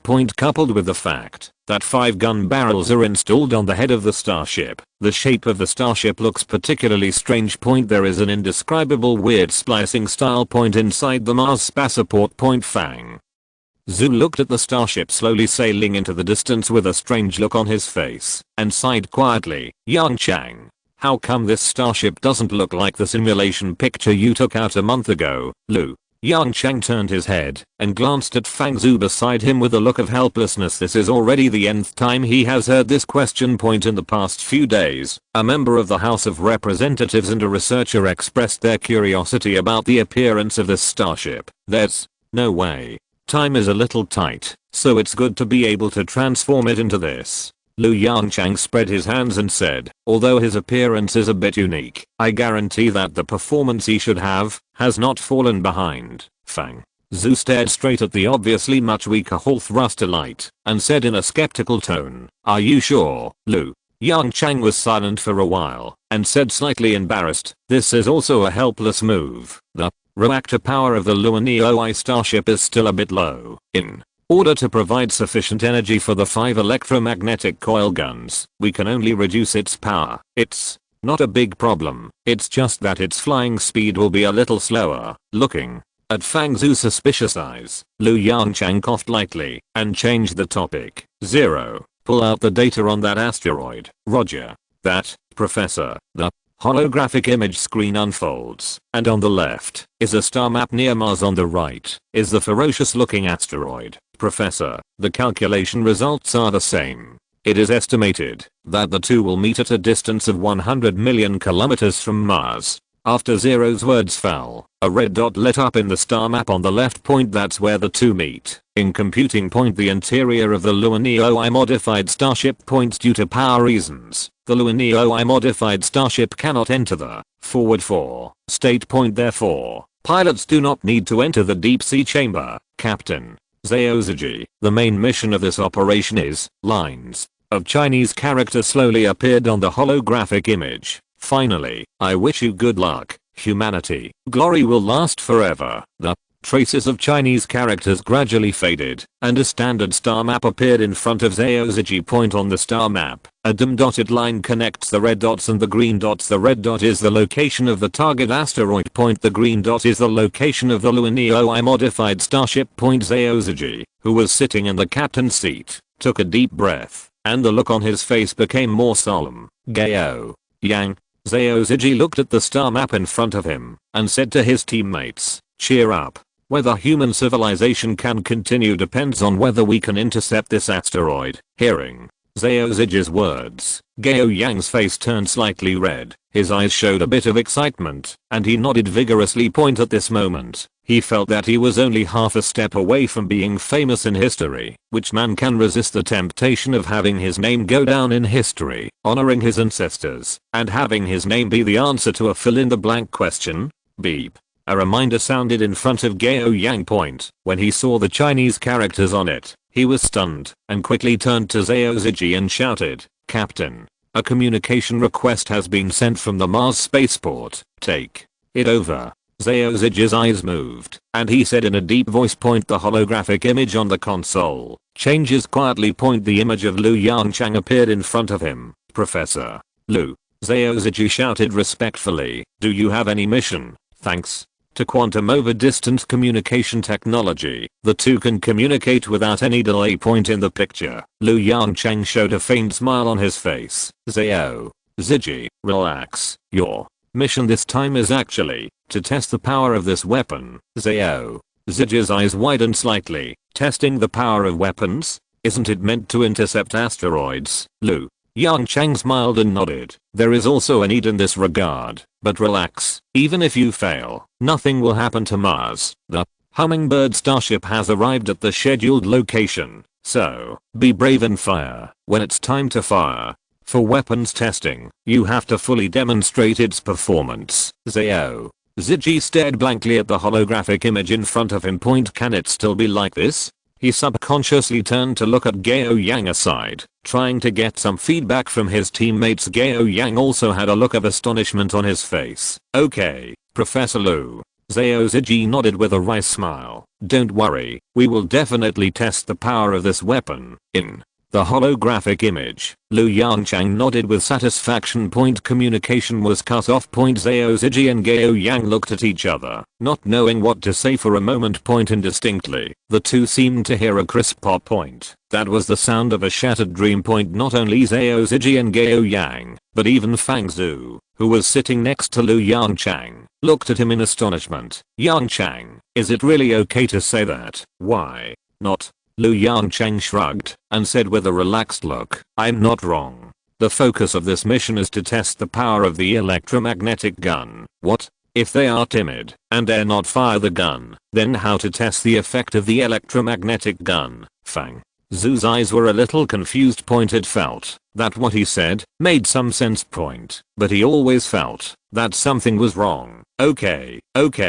Lu Yongchang waved his hand and patted Fang Zhu's shoulder hard. We should go and take a rest. It will take some time to travel 100 million kilometers. As he said that, Lu Yongchang stretched out his hand and pulled Fang Zhu towards the direction of the Zunmu space elevator. 10 days later, 100 million kilometers away from Mars, a strangely shaped starship gradually slowed down until it stopped. Yee, where is the asteroid? Looking at the red and green dots on the star map that were almost stuck together, Zao Ziji asked in a deep voice, while sitting in the captain's seat. The star map changed quietly. A line of numbers appeared between the 2 points. 5073.8 kilometers. As time went by, this number continued to shrink. Gao Yang, contact Mars. Zao Ziji stretched out his hand and rubbed his stiff face, cheering up and said, it's time for us to work. Chapter 225 Main Gun Salvo.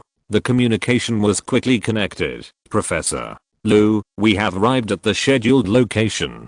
Seeing Lu Yongchang, Zao Ziji asked urgently, the current distance between us and the asteroid is 72 kilometers. Should we start an attack? Lu Yongchang looked solemn, nodded and said, start attacking. The moment the order was given, Zao Ziji forcefully exhaled a breath of turbine air in his lungs. 1. Auxiliary observation. An asteroid with a diameter of 100 kilometers, 5,000 kilometers away, has a dark and deep universe in the background. Without the help of various high-precision observation equipment, it would be impossible for the human eye to see the target, let alone aim. Copy that. A slightly rigid voice sounded in the cockpit. Then, the holographic image on the console changed, and an irregular shaped asteroid appeared in front of him. Zao Ziji didn't hesitate at all. 1. Turn on the aiming assist function. A green crosser suddenly appeared in the holographic image. Aiming assist function is turned on. Zao Ziji swallowed slightly, moved the joystick slightly, and pointed the green crosser at the target asteroid. Gao Yang, activate an electromagnetic gun. Zao Ziji stared at the holographic image in front of him and said in a deep voice, don't start the other 4 yet, let's try the power of a cannonball first. Under the watchful eyes of all the pilots in the starship, he pressed the button to launch the electromagnetic gun. A slight vibration came from the deck below. The operating power of the nuclear fusion reactor at the rear of the starship soared instantly. The most powerful energy in the star system is accumulated in the fusion furnace. The electrical energy generated by the magnetic fluid generator flows through lines made of superconducting materials toward the superconducting magnetic energy storage device set up at the bottom of the starship. Within a few milliseconds, the superconducting magnetic energy storage device responsible for supplying energy to the main gun is filled with electrical energy. Immediately afterwards, Yi ran the program in the onboard computer to accurately control the magnetic field strength of each coil inside the electromagnetic coil gun. At the same time, the projectile entered the chamber under the constraints of the magnetic field. The projectile floats quietly inside the barrel without any contact with the barrel. The next moment, a projectile with a diameter of 1 meter rushed forward quickly, driven by a strong magnetic field. In a very short period of time, the projectile passed through the 30-meter long accelerating barrel. The projectile comes out. The projectile has been fired. Initial velocity 6127 km/s. Gao Yang stared at the holographic image in front of him. The moment he saw the data, he shouted loudly. At this moment, Zhao Ziji suddenly held his breath. His eyes widened, staring at the image of the asteroid in front of him. 0.5 seconds, 1 second, 2 seconds, wrong. At a distance of 5,000 kilometers, it stands to reason that an impact would occur within 1 second. What's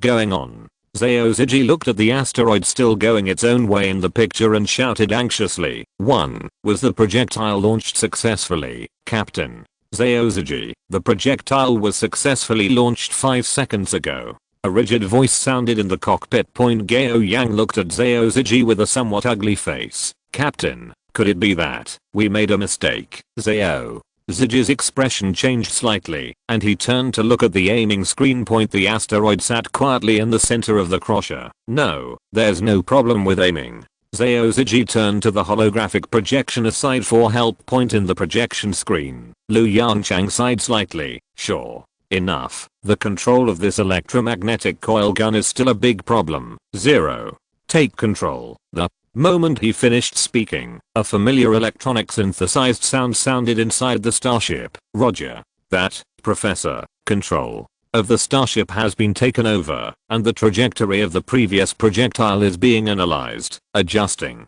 The control program adjustment is complete. Continue firing. Before Zhao Ziji could react, another projectile rushed out of the barrel. 1 second later, the launch was successful, but missed the target. Readjusting data. As Zero's voice continued to sound, the main gun barrel fired more than 10 projectiles in sequence. Zhao Ziji's eyes twitched, and after looking at Gao Yang beside him, he sighed helplessly. Is this accuracy? Too bad. Just when everyone was disappointed with the performance of the electromagnetic gun, a powerful flash of light appeared on the asteroid in the holographic image, while countless rock fragments were scattered. The asteroid's trajectory changed dramatically. The 16th test, the projectile was launched successfully and hit the target. Ling Shanshan's voice reporting was late. Okay, successful. Zhao Ziji's Adam's apple twitched, and his eyes were fixed on the holographic image in front of him. The light gradually dissipated. A huge crater appeared on the surface of the asteroid. Although this projectile did not disintegrate the asteroid, everyone could still feel the huge power of the electromagnetic gun. Wait, why? Is there a flash? Gao Yang asked belatedly. It seems that the effect is almost the same as an explosion. It's very simple. Yongchang's explanation voice sounded from the side. We have installed micronuclear bombs inside these projectiles. They are not very powerful, about the same as the one in Hiroshima. Gao Yang, Zhao Ziji, nuclear bomb? Gao Yang's eyes were filled with deep fear. Professor Liu, are you saying that the tens of thousands of projectiles we brought are all loaded with nuclear bombs? Zhao Ziji looked at the cabin behind him with a pale face. They actually spent more than 10 days with tens of thousands of nuclear bombs.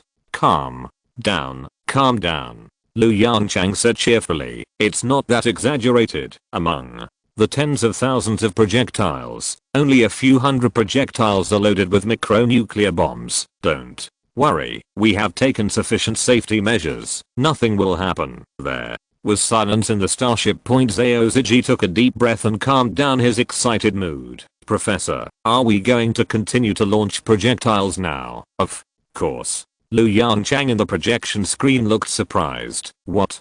Do you still want to bring these nuclear bombs back? Starting all electromagnetic coil guns. The lights in the cockpit dimmed. The main gun fired in unison. 1 second later, The surface of the asteroid in the holographic image lit up with dazzling light. Before the light faded, the main interface of the holographic projection turned red. Zero's voice also sounded. Alarm. Disintegration of the asteroid was observed. Full power. Rapid fire mode activated. A low humming sound rose from under the deck. Under Zero's control, the 5 electromagnetic cannons fired like Gatling guns. In the deep and dark space, bursts of light flashed. That was the scene of the collision between the projectile, loaded with micronuclear bombs, and the asteroid fragments. Zhao Ziji and Gao Yang stared at the silent picture in front of them with their eyes wide open. At this moment, they seemed to have seen a miniature of the future interstellar war. End of this chapter.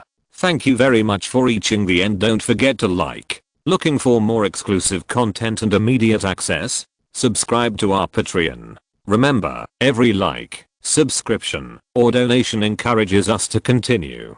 Thanks to everyone. See you in the next video.